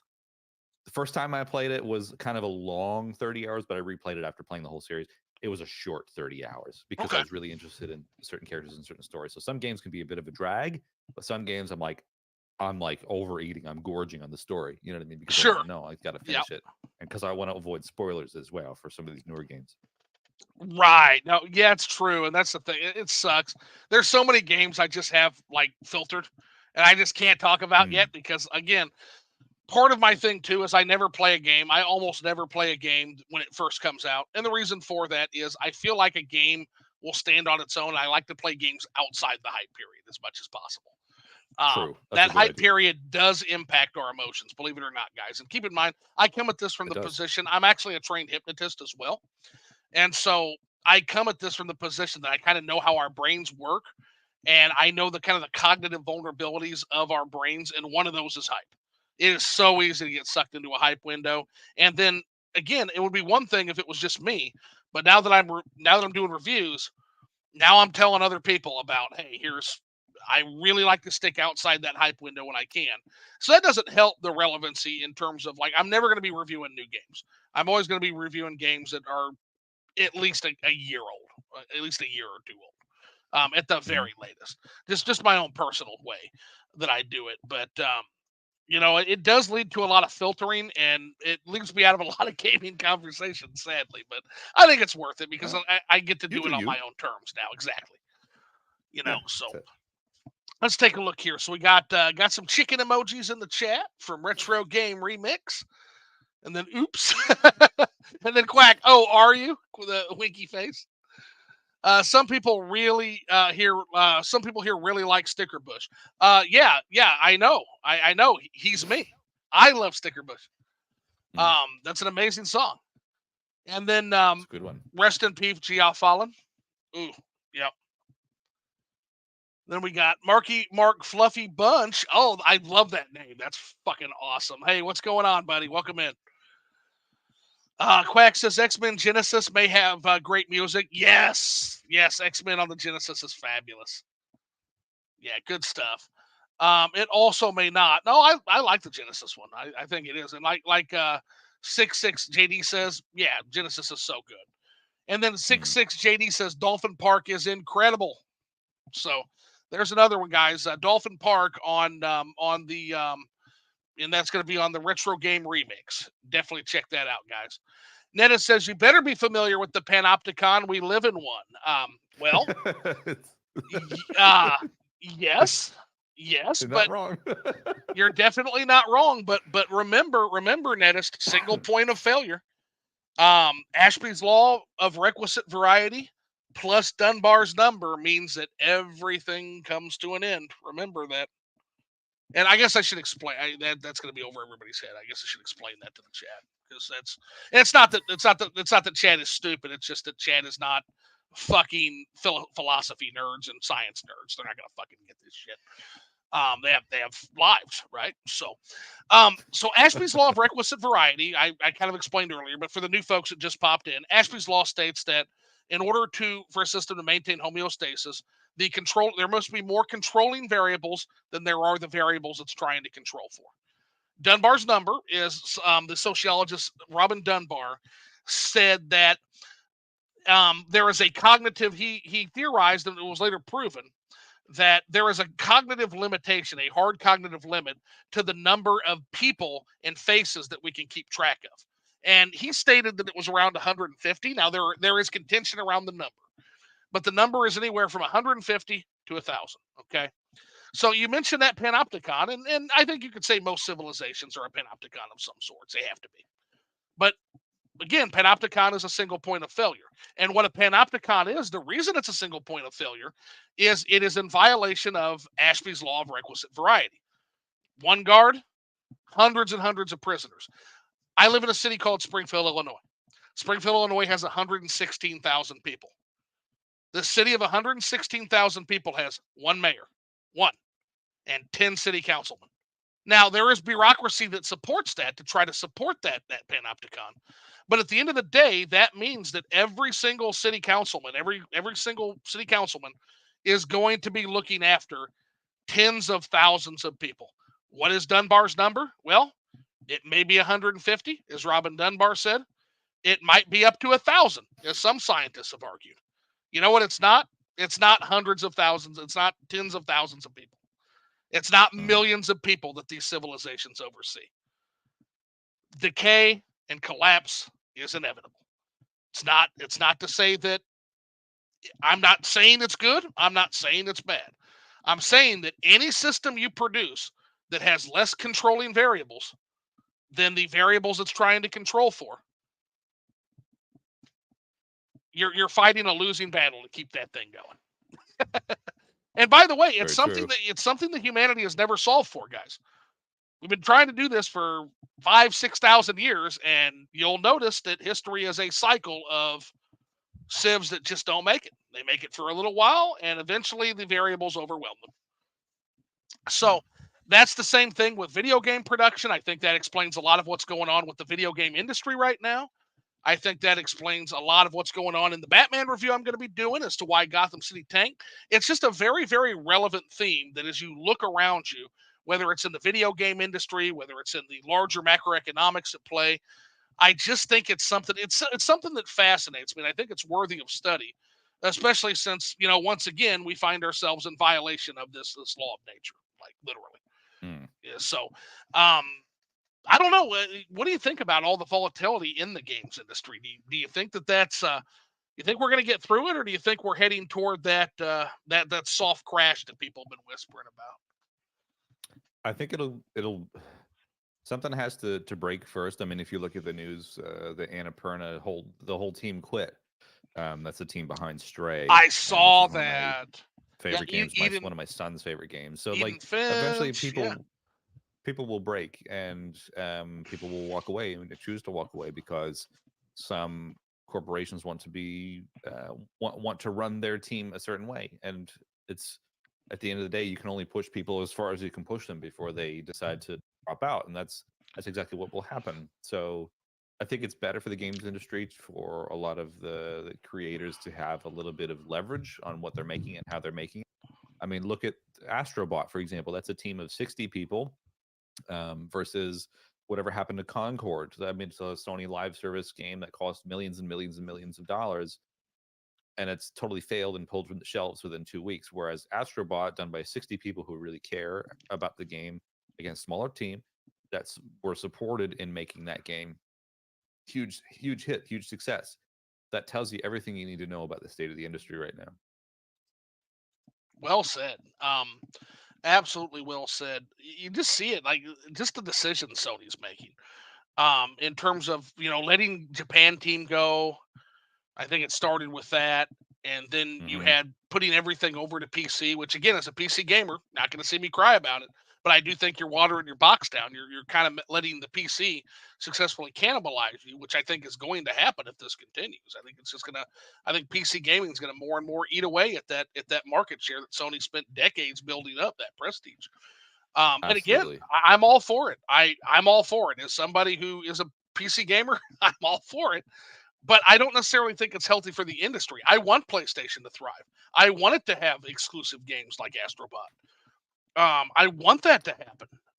But if Sony continues to follow the Microsoft model, I feel like we're already down the road of those 4K twins basically being dumbed down, plug into TV PCs, and I don't think Yep. it's helping when you start to port all those games over to PC. Correct. I agree. The games industry is better when everybody succeeds because as consumers you have choice. And that's it's been very interesting to see the landscape shift. For example, Xbox has gone from really a focus on hardware and software to now being subscription based stuff with Uh huh. Game Pass. That's really interesting to see that happen. But I suppose they're filling a market that apparently there's a need for. I personally don't use Game Pass because I prefer to either buy my games or physically or buy them digitally, I suppose. So it's just something that doesn't really appeal to me. But they're just doing what they're doing, and if people are benefiting from paying $14 a month for X amount of games, then good for them. Same thing for PlayStation. This whole gen has been a wash for PlayStation, I think, especially Yeah. um, with the PS5 Pro stuff. I mean, there's a lot of interesting specs, but it's not enough to warrant spending over $1,000 for me in Australia to buy that. This is why Nintendo is proving that you can launch on older hardware with great software. The hardware is outdated when it came out, and look at what they've done. Well, So it goes to show you what you need to know. part of that genius, and this Nintendo has often been called the Disney of Japan, and keeping in mind that until very very recently, Disney was also a very cheap company. They did things cheaply. Yes. Now that's changed, and it's part of Disney's current crop of problems is the fact that that's Yes. changed. But Nintendo hasn't changed in that regard. Nintendo continues to manufacture cheaply. They continue to push disruptive innovation over sustaining innovation. And Correct. Yeah. most importantly, Nintendo seems to understand something that the tech obsessed industry in gaming doesn't understand. And that is Mm-hmm. that there is a diminishing return to graphical fidelity and specs. There's a great meme Mm-hmm. that I love to talk about. And it shows a GameStop employee talking to like what would just be your average soccer mom, normies, right? And Mm-hmm. he's like, but the Switch doesn't have 8K and 86 teraflops and 60 FPS and 338.5 HDMI. And the response of the lady is, I don't understand a word you just said. Does it play Mario Kart? And That's all that matters. that's what you're talking to when you talk about the mass market. And Nintendo understands this. Perhaps they're the only one in the entire fucking industry that understands the fact that we hit there is a certain point, and especially with sustaining innovation technologies versus disruptive innovation technologies. Clayton Christensen in the book, The Innovator's Dilemma, talks about this, guys.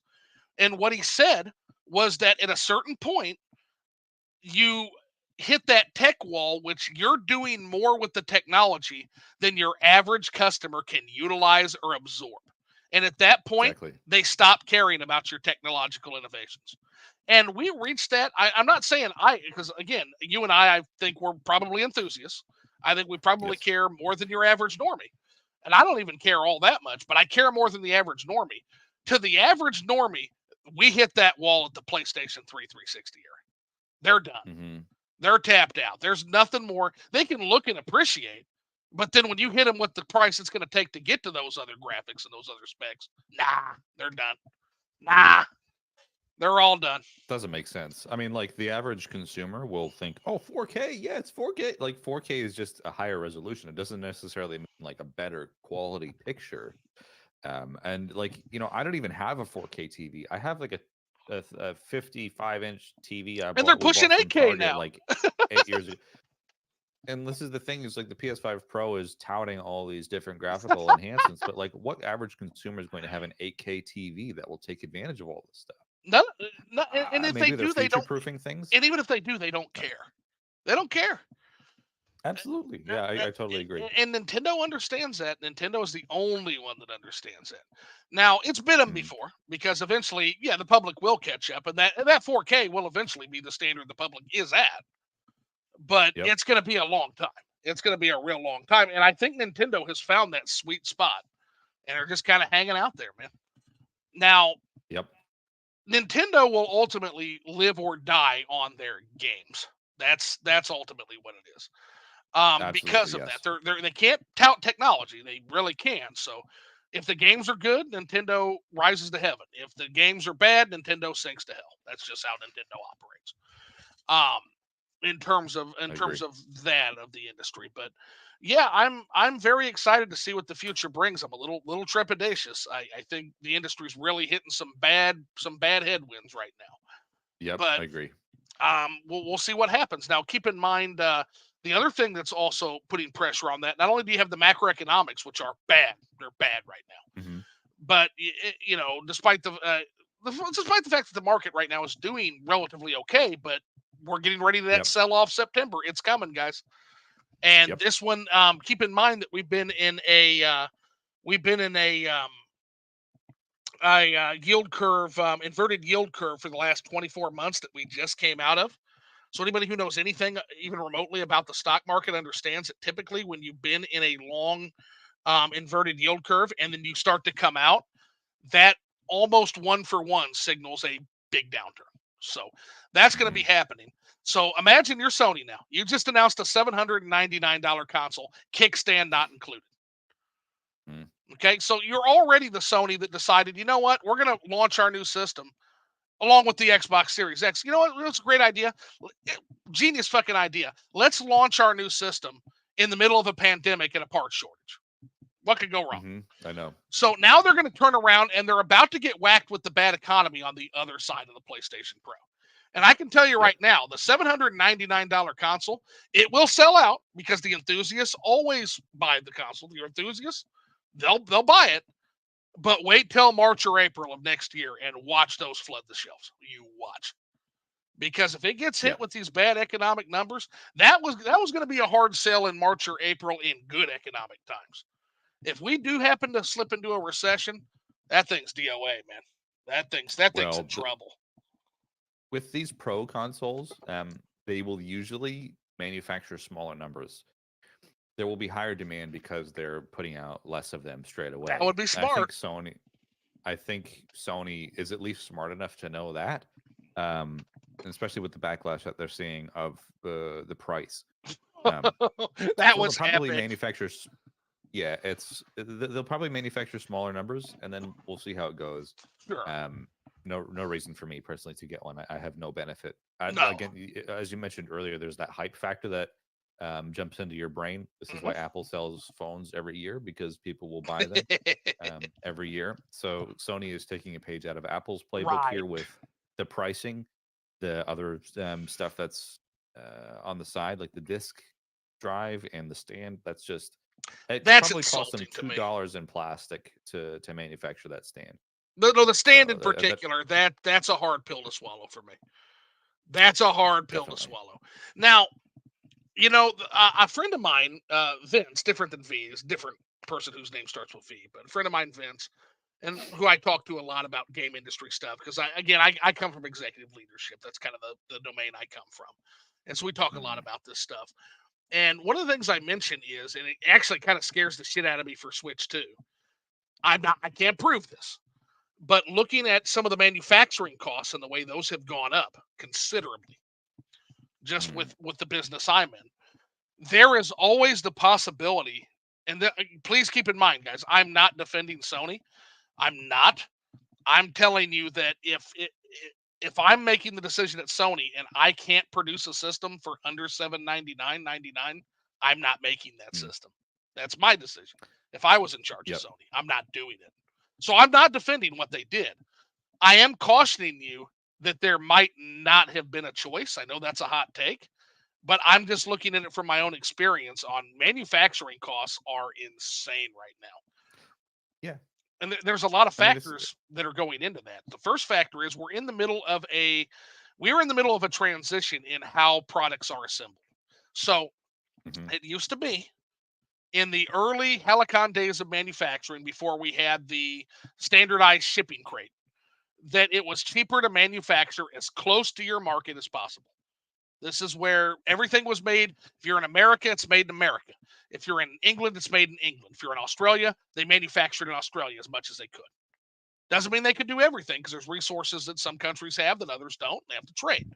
But in general, you're going to try to manufacture as close to home as possible. And this was the standard all the way through the 50s, the 60s, the 70s. But then you get to the late 70s and the early 80s. And what do you have? You start to have the cheap mass proliferation of the standard crate. And what the standard Mhm. shipping crate did is it is a big, gigantic fucking box that breaks down into several smaller boxes that can fit on the back of a train car. And then Mhm. that train car can be broken down again to several smaller boxes. Think of like the pop in egg, the Russian egg dolls. Those Mhm. can then be put on the back of a semi truck. And just like that, manufacturing changed. Now, all of a sudden, because of the standardized international shipping crate, we went from being manufactured as close to home to Mhm. manufacturing anywhere in the world wherever the cheapest parts were. So the part might be cheaper in the Mariana Islands. You're going to manufacture that. You're going to get that, make that part there, and you're going to ship it with the crate to where it's manufactured and say where it's cheap to manufacture something like say China or say Ethiopia, for example, which was believe it or not, a big manufacturing hub for putting things together and making parts. There Right. might be one part that's actually cheaper in America, so you make the part there and then you ship it to Japan for manufacturing. Um, this is where it went global. And now, with the automation revolution, we're in another change that is really changing this dynamic. And so there's uncertainty in the air right now because now manufacturing is coming back home to all of the home nations. The manufacturing's coming back, but the jobs are not because of automation Mhm. and because of the automation of these procedures. So this is what this all this uncertainty has led to is there are increases in the parts prices. And I do feel like some of that I do think there's probably some price gouging there, But I got to tell you, I do think that maybe, just maybe, and it's the scariest possibility, this is the cheapest they could get it down to. And if that's the case, it does not bode well for the pricing of the Switch 2 either, because it's going to have the I same agree. manufacturing constraints. It's not necessarily Sony's fault that it's priced that way. I mean, like you said, look at the market for Mm-mm. everything. I mean, look at the cost for GPUs and everything post 2020. Everything's gone up. Right. So it's not necessarily Sony's fault that it's priced this way. But then again, it is. I mean, like they have to make a profit on it because they're selling it. I don't think they can sell the PS5 Pro at a loss. Economically and financially, it doesn't make sense for them to do that. Sure. So I think they're well aware of that. So yes, there will be backlash, but at the same time, like you could look at the cost of what the PS3 was when that launched versus inflation. You could look at the cost of X versus inflation. So this is just the market that we live in. So yes, Yes. it is sticker shock, but there is stuff behind it to show why it costs that much. So if anything, vote with your wallet. Don't buy it. Sure, 100%. I agree, and again, I agree with you guys. I don't think this is a good product. I don't think it's a product they should have put out. I agree Correct. with most people, and I'm just trying to be fair about this. Now that I've had my fun. We've all shit on it. We all had a whole day shitting on it. But now Yep. it's time for my business analytical mind to start to kick in and go, okay, what are we missing here? What's going Mm. on with the microeconomics? What's going on with the macroeconomics? What's going on with the uncertainty regarding the geopolitical situation in the world? All of these are factors that are video gaming does not happen in a vacuum. These are all factors that have to be considered when you're thinking about exactly when to make a product and when to launch a product. It's part of why I Correct. kind of feel like the Switch should have probably milked the Switch. Nintendo should have milked that system as long as they could. Because I don't know, going into this new market, man. I There, think the Switch 2 would probably launch around 499. I think a number like that that's gonna be bad. wouldn't be surprising. That's gonna be bad. I So think you're right, by the way. People that are saying $400 or $359, that's a fucking pipe dream, uh, man. too far south of what the actual the price tag would be. I think it'll be close to 500. I'm, If it's I'm going just to be looking at what I I'm looking at think it will be, chips. I'm looking at plastic. I'm looking at what it costs the composite materials to make these systems. I'm looking at it. This is what I do, and yeah, it's guys. yep, yeah, it's a lot. It's very shocking, but something like this, I think, is going to be a wake up call for people who maybe aren't like. I mean, like I think a lot of people tend to live in a bubble, and they just everything costs what it is. I make as much money as I make. It is what it is, and I have no control over it. But then you see this shiny thing that you want. It's like, oh my god, this is how much things are really trending for. It's a big wake up call for a lot of people, I think, for the PS5 Pro price, and that really will force people to analyze things from a different financial lens, which is very important anyway. Oh yeah, no, I'm a one of the things I'm a huge proponent in is financial education, and part of it, and this Yep. is why video games mean so much to me. People who listened to me a long time know this origin story. I learned business through video games. I'm a big proponent of. Are you passionate about something? Study the business of that thing you're passionate about. Hmm. Are you passionate about Exactly. music? Study the business of music. Are you passionate about food and chef and cooking? Study the business of the restaurant industry. And by doing that, not only are you fueling a hobby that you already enjoy, but you're learning vital skills that will teach you to analyze the world from a completely different paradigm. Yep, I agree. Speaking of paradigm shift, I have to ask you because you're a Final Yes, Fantasy guy. Final Fantasy 13. How do we feel about this game? not a fan. Hated And it. I played it when it launched. I played it when it launched, and I didn't get into it. It's something that I actually do want to get into eventually again to replay again. I've been, uh, you know, raked over the coals about my opinion on Final Fantasy 13, which is pretty passive anyway. Just saying I didn't like it. Didn't rate it as super high. I didn't enjoy the characters as much. So I think I would like to go at it from a different lens now that I'm a little bit older. But I also don't want to have to force myself to play the game to get another opinion either. Oh Life is too gosh. short for me right now to play games that I don't gel with. So if Yeah. I'm not enjoying something, I will dip out. Nobody's Um, forcing me to do it. I'm not at all passive about my feelings on Final Fantasy Yep. 13. The tube, as I like to call it. And to be fair, Yes, the JRPGs have, tube. yeah, the tube, the beautifully rendered tube. Um, but I am not one that pulls punches on this kind of thing. Keeping in mind that Mm. I would ultimately set myself up from disappointment. The last Final Fantasy I had played prior to playing Final Fantasy 13 was Final Fantasy 6. Oh yeah, that's a quite a tonal shift. I was flabbergasted because I bought my PlayStation 3 for Dark Souls and Demon Souls, right? Hmm. And then it's like, oh, a Final Fantasy game. I remember liking Final Fantasy. Oops. Um, the characters, I feel like, and Vince says he's played it since and he hated it at launch too. He says he feels better about it now, by the way, than he did then. But the characters are garbage. Like Hope is, or Faith, or whatever his fucking name is. That guy's a Hmm. bitch to route. Snow is a fraud. Lightning is an asshole. Um, Vanille is annoying beyond comprehension. The only characters I even halfway give a fuck about are like Saz. I think he's kind of cool, Hmm. and Yeah. Fong seems pretty cool. For all the 2 words that I got out of her, because literally I made it to chapter 9 and I quit, which is like right before it opens up. Which everybody's like, Hmm. oh yeah, we got good right after it. Great, it gets good fucking 20 hours in. That's fantastic. That's good to hear, guys. Bang up job. 20 hours. 20 hours is too late It to gets hook me for good a game. 20 hours in. Yeah, it's If not it good enough for 10 hours me. or less is what I give a game. So I'll if something That's isn't fair. truly gelling with me by 10 hours, I think that's about the point. It's And like about even done. with Sea of Stars, I did not enjoy, but I played. Oh, So it just was a bit of a mid game for me. That's a see game a that I could. mid is Yeah, one I infamous can give one infamous YouTube review put it. See a Yep. mid. That's Yep. So Sea of Stars, I haven't played it yet.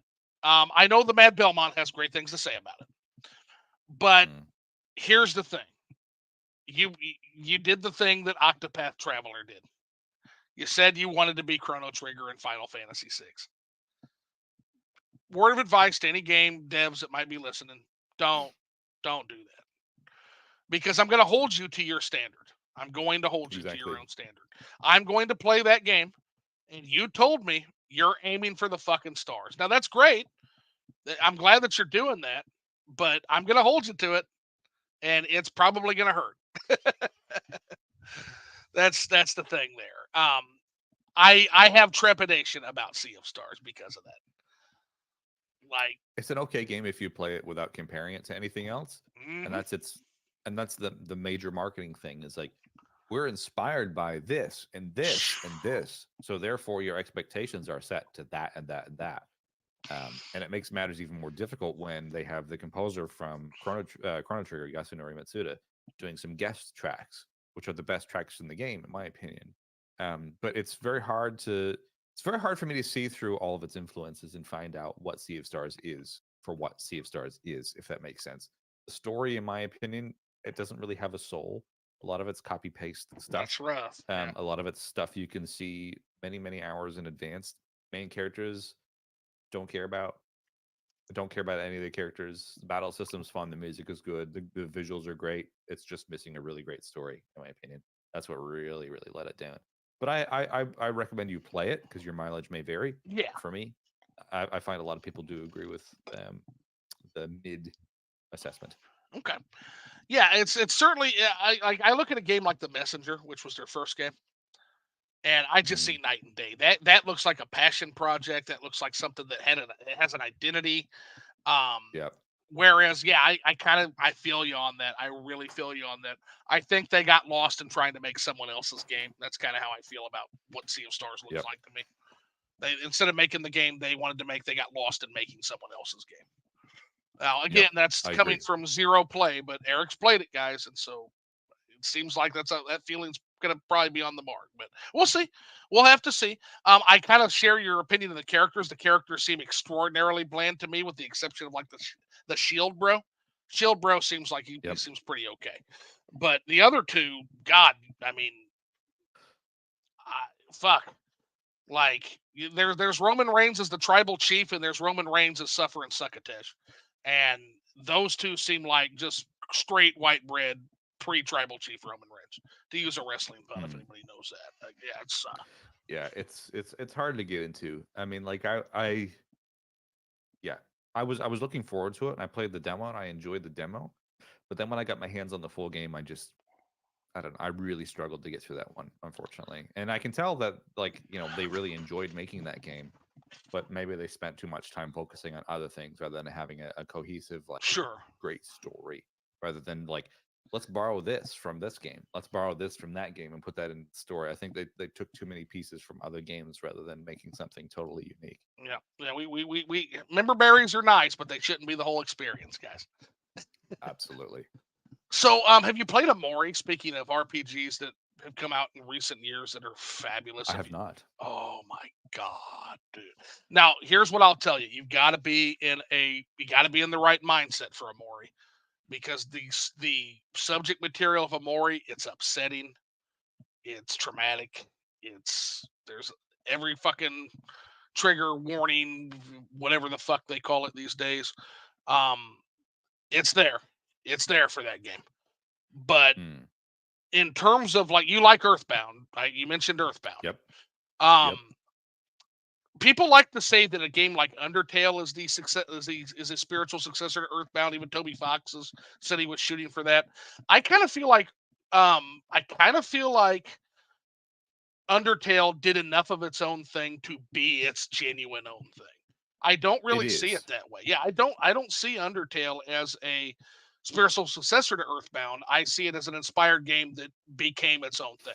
Amori Yeah. literally is like a darker spiritual successor to Earthbound. It is in the mechanics, the graphics, the whimsical nature of its story. Um, you should try Amori. I feel like, and Yeah, I'll try it out. I've heard good things, so I'm definitely interested to check out some games that are in that vein. But definitely, yeah, to experience them from a lens where I'm not looking for Earthbound 2, because that's not a thing unless you're looking for Mother 3, I suppose. right, But yeah, which I'd is be another interested to game play that'll things for. fucking break you. By the way. Yeah, great game. I'm interested in playing games for what they are, based on Hmm. instead of being based on what they're inspired by. Hmm.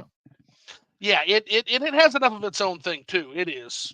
I mean, Earthbound had some dark period. This is holy Hmm. hell. This is dark. I'll give you the premise. It's not a spoiler because it tells you it on the box. Basically, the way I kind of frame it is you're a kid, you wake up, you're in this fantasy land with your friends. One of your friends gets lost, so you go to try to find them. Um, your friend finds something that they remember that suddenly makes them kind of be an abject terror, and then you wake up. You're with your friends and your sister in this whimsical place. You wake up. You're older. Your sister is dead from some Yep. unspecified tragedy, and you have not come out of your house in 3 years. And so you're dealing with not only are you in the real world dealing with a real tragedy that happened, but then at night you will retreat into this fantasy world of dreams where basically you remember the good times and you go on all these whimsical, ridiculous adventures that basically is your subconscious's way of keeping your mind off of what happened. Mm. And it is again, it's absolutely brutal. When I wrote the review on it, I actually, as silly as this sounds, as silly ass as this sounds, I likened it to when I lost. I had an iguana named Iggy when I was a little boy, right? Mm. And I was so excited about this iguana. I love this iguana, a little lizard, and I took him out to show him to the neighborhood kids, and he got away, and we never found him. So Sweet. I was heartbroken about that. I literally had dreams where we found him, right? We found him in the house, like on the curtain or something. I had dreams about that. Mm. I was inconsolable. And it wasn't only the fact that I had lost this thing I loved, it was the fact that I had killed my lizard. We live in Illinois. Mm. Illinois has brutal winters. This was the summer, but he would not have survived the winter here. He would not have. Yep. And it's just that subconscious understanding that I killed my pet, right? And it's funny because there's two games that did come around at about this time when this happened. It was Sonic the Hedgehog 3 and Earthbound, actually. Mm. And those games kind of got me through that they really did at that time. But it was Amori brought some things back, and I think it Yep. will for most people, because most people have been through something traumatic in their life, and it's Interesting. so be in the right mindset. Don't go into it cold, because it'll slap you. It'll slap the Yep. shit out of you, man. But that's one I would recommend. Cool. I'll check that out. I mean, like I said, I've heard good things, so I'd be keen to try it. Now, Marky Mark Fluffy Bunch says one of the best. And DJ Bob says, hello, what's going on, DJ Bob? I'm always woefully behind on the chat, so if you're still here, welcome. Thank you for coming in, man. Then Marky Mark Fluffy Bunch says, huzzah. 90s Handheld's in the house. What's up, guys? Now, 90s Handheld and I are going to hopefully play some Splatoon at some point tomorrow afternoon, even though he is a no good trader who didn't stand Big Man. He went on some other person's team, one of the other two Squidlings teams. We stand Big Man in this house, so I will see you on the field of battle, 90s. And we will look forward to losing to Big Man and his army. We stand Big Man here. Now, Eric Ladd says, howdy. Reed 94, welcome in. He says, how dare you have an opinion, Eric? Not allowed know, to right? do that. Now, trust me. Yeah, and then Eric says, I know, right? Yeah. Anybody who's been on the internet for any fucking length of time knows you're not allowed to have opinions. Yep. And that's why I don't have opinions. I have opinions. So that's kind of how I tell people. I don't have opinions. I have opinions. So I am allowed to have my opinions. I keep my opinions to myself. Well, that's a lie. But let's see. DJ Bob says Clive is shit on so hard. Yeah, man. I'm so glad things end up working out for Clive in that regard. That makes me feel so much better about continuing that game. So I will definitely hop back into that when I get access to a PS5. I need to get access to a PS5. I need to finish Bloodborne. I want to try Final Fantasy 16 again. And I also would like to try Final Fantasy 7 and Final Fantasy 7 Remake 2. I want to try both of those once I finish Final Fantasy 7 OG. I'm very excited to see where those go. Very interesting games. I love those games a lot. Everybody says that it's a perfect example of a remake done right and done with respect to the source material, but also different enough to make it matter. It's its own thing. Let's put it that way. It's remake is a twofer for the name. Nice. So bear that in mind. Let's see. Kinzel B Extreme says, "Oh, hi there. How's it going, Kinzel? Welcome in. Glad you could make it." And then Reed 94 says, "Hawk Tua." DJ Bob says Clive is better than Jesus. Well, they'll have to have a fight to figure that out. Clive versus Jesus. I don't know. That's tough odds. I don't know, Clive. Yep. I don't know, Clive. I think you might be outmatched. Let's see. I was a bullfrog. Oh, hey. Hey, what's going on, Bullfrog? DJ Bob says it's a cool story. Definitely a departure from typical Final Fantasy, but literally good still. And then Reed 94 said, I loved it. I put like 160 hours into Rebirth. Okay. Gotcha. So damn, 160 hours. Big games, are they? Isn't the Main whole of story's Final about 30 hours, but for just there's Rebirth? so much side stuff. Yep. Yeah, there's a lot more you could do after you finish the credits. I highly recommend doing it. It's one of the few games that I've pretty much 100%. Interesting. So that isn't like the whole of Final Fantasy 7, like a 50, 60-hour game tops? Yep. Yeah, it is. The Final Fantasy 7 remake covers the first probably 8 to 10 hours of the original Final Fantasy. Yep. And then the from Rebirth, it's from there to probably the end of disc 1. Does Rebirth again, there's no spoilers for the chat. Yep. In terms of the OG either, but there's a big thing that happens in later on in Final Fantasy 7 OG. Mm-hmm. There's a big thing that happens, and again, I don't think anybody doesn't know what this big thing is, but we'll pretend like they don't, just in case they don't. Does this where does Final Fantasy, do the discs end the same place the discs end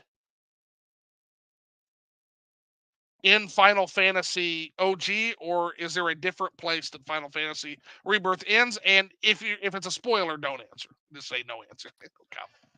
Think of it this way: remake and rebirth are disc one.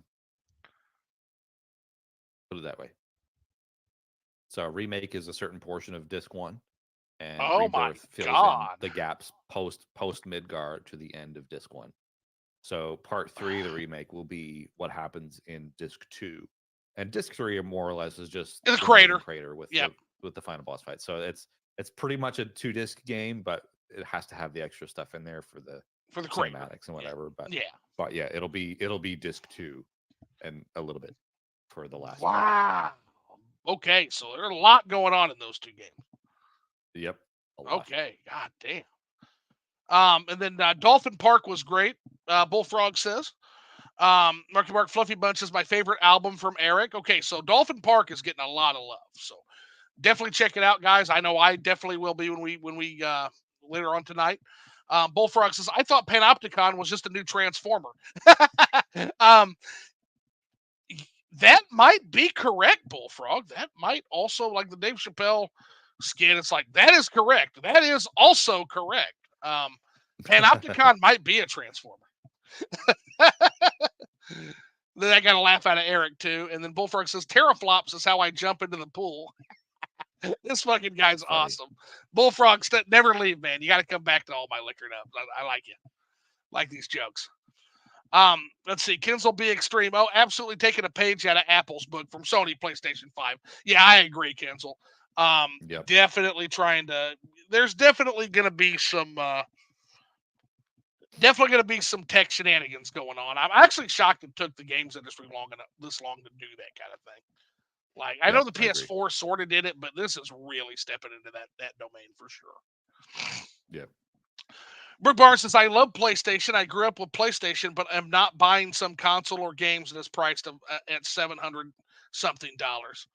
And then priced over $700 and something. Yeah, is what's kind of corrected herself. But yeah, again, you can't include the fucking kickstand. I can't stop. That's the thing that just blows my mind. The disrespect. That's what bothers me. The lack of respect on that is like bad, I feel like. Mm-hmm. And maybe I'm taking that like too seriously, but man, like you said, that's like even with the plastic, like even with the composite plastic material, it's like $2, man. I know. That doesn't take that much to It's just manufacture. a stabilizing base. It's all it is. It's a little piece of plastic. Oh man! By the way, have you seen Jeff Keighley is getting roasted? Have you seen this shit with Jeff Keighley? Yeah, Jeff Keighley's a subject to. He's always subject to something. Fuck. No, that dude is getting destroyed. I saw one thing. It was like this pinkish Jeff Keighley in the corner, and there's like a boot, and it's the perfect picture, like him up, smiling with his mouth open. And it's like Sony producing a pro boot for Jeff Keighley to suck on or something like that. And then it's like shoelaces come separately. Shoelaces sold separately, Jeff, or something like that. I don't know. I think if I was Jeff, I probably would have just stuck to hucking Doritos and Mountain Dew. I don't know. This seems bad. I don't know. This level of suckage just seems kind of bad for the brand. But again, don't listen to me. I guess you're plenty successful without, doing what you're doing. So whatever, man. Do you. But just know that we know you got a bag of money. There's no other reason for this. You probably got a bag of money. We understand. Get that bread. Get that bread. I can't hate it. Bullfrog says, I'm glad my puns are appreciated. No doubt. Puns are absolutely appreciated. Netta says, when you bought something premium, you used to get all the bells and whistles. Now they're charging they're charging more for less. Yeah. And again, it's up in the air to me whether they're charging more for less or whether it's just that the price of goods is in such disarray right now. I could see a case for both, but at the end of the day, we're left with a product that probably shouldn't exist in my mind. I think that's ultimately where I fall on that is. Yeah, it's overkill for what it is, to be honest with you. So, yeah, I'm not super keen on it. I mean, like you could buy it, but what benefit are you going to have if you don't have the right television either? And then Netta says, I don't care how much the graphics chip costs, they could give you a kickstand. That's where I'm at too, Dennis. Like, yes, they can give you the fucking kickstand. Like, yeah, come on, dude. That's what literally led to me uh doing a special liquored up live community roast where I just let people come in and seethe. And we just filmed that live. We just went live and we roasted that fucking thing for I think 4 hours almost. That was a crazy one. Yep. Where people just kept coming in and just voicing their displeasure. Bullfrog says, just hire your butler to hold your PS5 Pro up. Yeah, and that's, by the way, so there's something I want to kind of throw your way too. So my friend V has an interesting theory, and that's whale focus theory, right? So I want to get your kind of input on this because you're a smart guy. So in terms Try. of in terms of the if you look around, why are they doing this? That's one of the questions. So what is your product? The two key business questions. What is your product? Who is the customer? Well, we know the fucking product, but the question is, who the fuck is this thing for? And V has an answer for that. It's for the whales. It's for the same people that spend $3,000 on a live service game. That's who that's for. Mm-hmm. And the reason they're making the product and the kind of the question that's kind of another scary revelation, if true, is the fact that this product may not be for us guys because we don't have any fucking money anymore. And so if you look at the economy and you look at the direction that the wealth is heading, every single year there's more and more and more and more and more wealth concentrated at the top with less and less and less and less wealth for workaday people. The thinking that on V's well focus theory is that the reason this is happening is because companies now understand that we don't have any money. And so they are shifting more and more focus to products that either cater to whales or cater to premium products that the whales can't afford. So this is where you get the focus on live service. It explains that. It explains the focus on ultra premium products, whether it's a pro model, whether it's high end PCs, high end automobiles, which you're starting to see high end automobiles get the annuals, whereas less cheap cars are not getting annual re releases. You're going to start seeing that. Manufacturers are already kind of focusing on the higher end automobiles. Um, you've got a lot of people that from their perspective, they're focusing on the people that have all the money. And so ultra premium Mm-hmm. products are going to be the future of where a lot of industry is heading. And they basically abandoned the mass market idea of marketing and selling products. Do you think there's some truth to that? Or do you think we're still a little far away from that at this point? It's hard to say. It all comes down to the individual. To be honest with you, I know that I'm somebody who's not going to take advantage of this stuff. There are people out there that will, and there are people that will be all over it. Right. But at the same time, like I watched, if I watched the 1 hour or so interview or podcast, whatever that Digital Foundry had, Mm-hmm. talking about the PS5 Pro showcase and all the stuff that it does. Even those people who are like serious tech buffs and frame buffs are saying that there's really not much of an appeal. Like it is an impressive piece of tech, for example, like in the PS5 Pro case. Mm-hmm. It's just even for them. You know what I mean? It's one of those things that you'd be interested to buy, just to buy, to check out. But even Sony themselves didn't really do a great job of telling you what it did. Like, for example, they're showing that it's going to do this and this and this, but they show Hogwarts Legacy running at 30 frames when they're saying that it's a system that can push, 60 frames quite easily. There's no need for performance versus graphics mode because it will do both. Meanwhile, they're showing a game that's running at 30 frames. So I don't know. It's a not for me thing. So I'll be happy to watch from the sidelines. Me too. Um, Absolutely. but I don't again, like I said, I looked up how much it would cost here. It's $1,100 without the disc drive in Australia, and then it's like $13.95 or something with disc drive. I can't do that. It's not a No. product for me. No. And I'm not the target market for that, so I don't really care. Exactly. Yeah, let them do their thing. They made their decision. Hope it works out for them. Yep. Nettis says I can afford them, but I'm extremely bitter and vengeful too. Yeah, I do think there's a lot of people who ordinarily could buy them that are just not going to because they're just mad. I do think that's going to happen too. I think that's going to buy them. So Yep. Xenoblade Chronicles, you put out a banger Xenoblade Chronicles remix of Gower Plains Day. Um, Yep. have you played through the whole series? Yes, I don't Okay. like Xenoblade 2, but I really like Xenoblade 1 and 3. 3 is a great cap to that trilogy, especially with like the future redeemed DLC. So I would highly recommend Xenoblade Chronicles trilogy and Xenogears, and I'm getting into Xenosaga here eventually. So the whole Xeno world is very good, great, compelling stuff. I imagine it would be.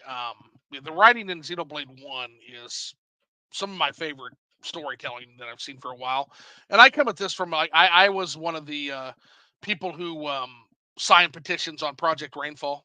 Like I was part of that Yep. effort on the Wii. Yeah. I really wanted that game. I was really excited about that game on the Wii. The first time I played it was on the Wii.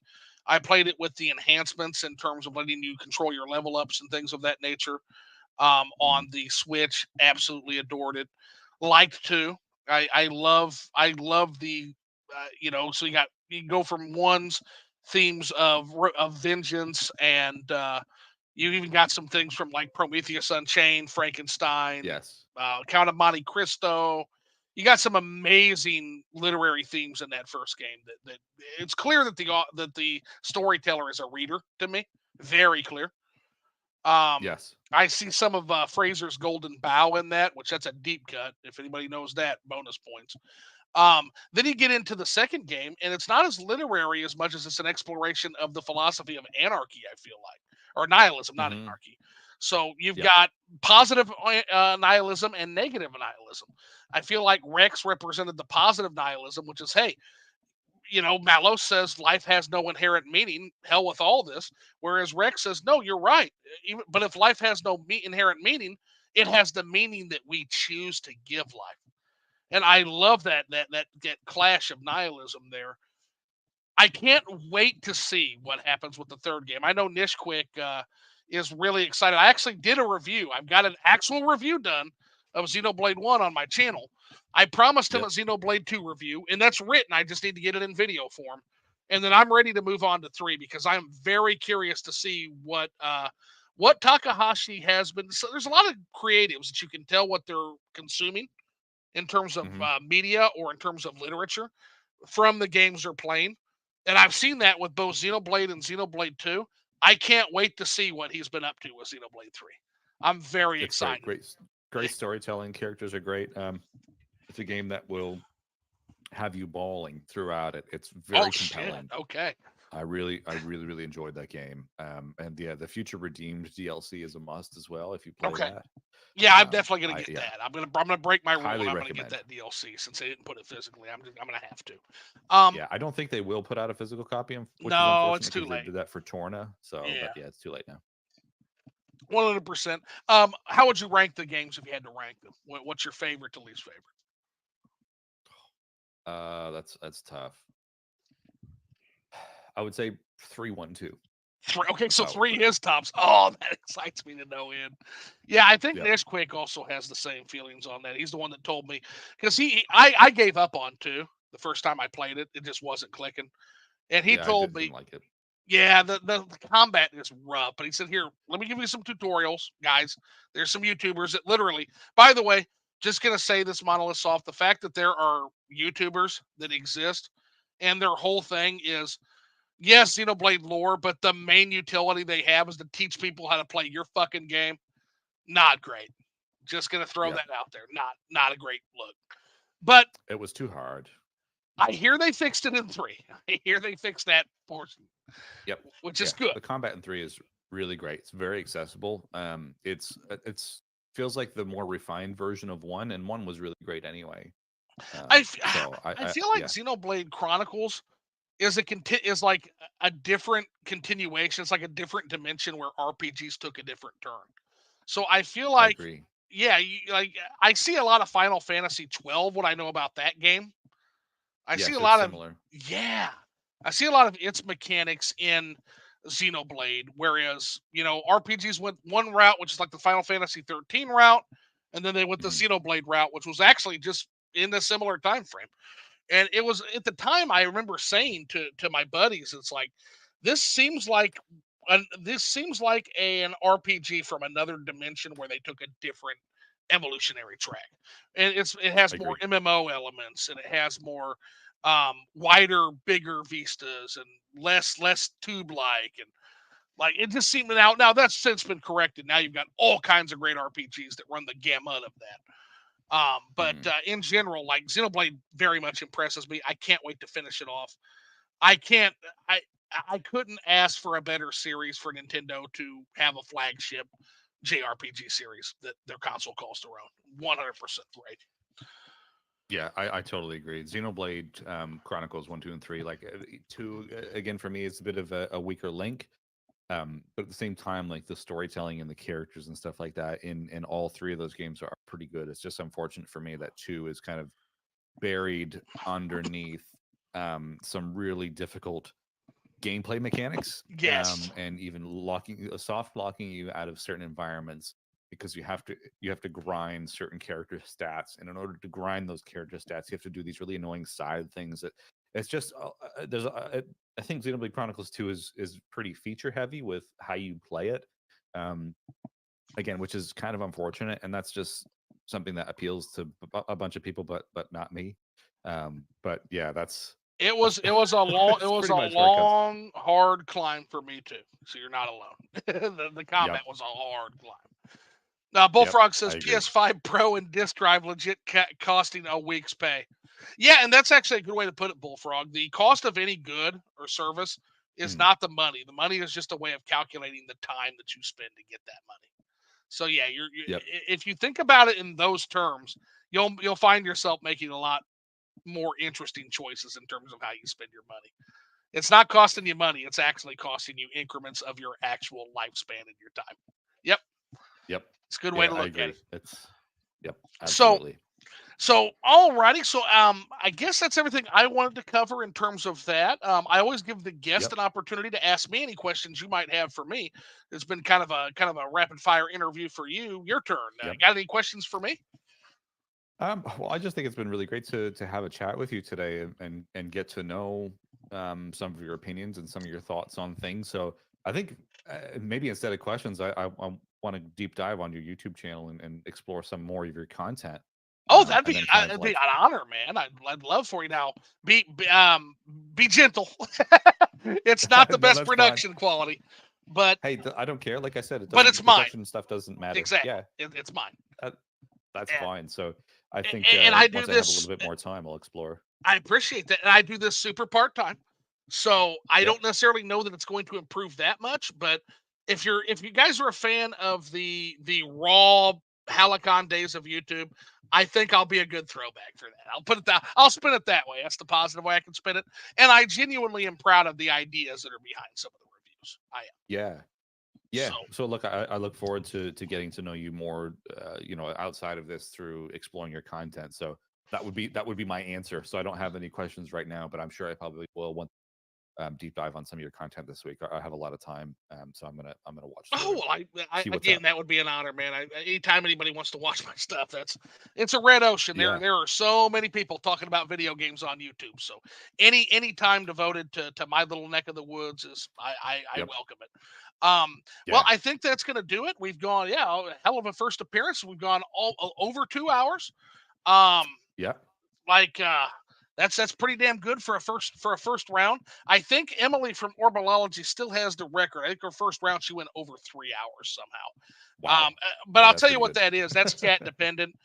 She brought like the fucking army of chatters with her, and Yep. we spent.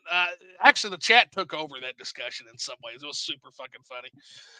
That's But great. I've thoroughly enjoyed this, man. We definitely gonna do it again and give you a round two, Yeah. whenever Absolutely. time allows for. And yeah, if I think that'll be everything. I'm gonna go ahead and let everybody go. But if you want to stay on for a quick denouement afterwards, we'll go ahead and kick the Sure. chat here. But I love you guys. Thanks everybody for coming out. Look Thank you, forward, everybody. hopefully, seeing some of the new faces again. But we're gonna go ahead and you guys enjoy your weekend. I love y'all. Now you get the fuck out of here. Take care.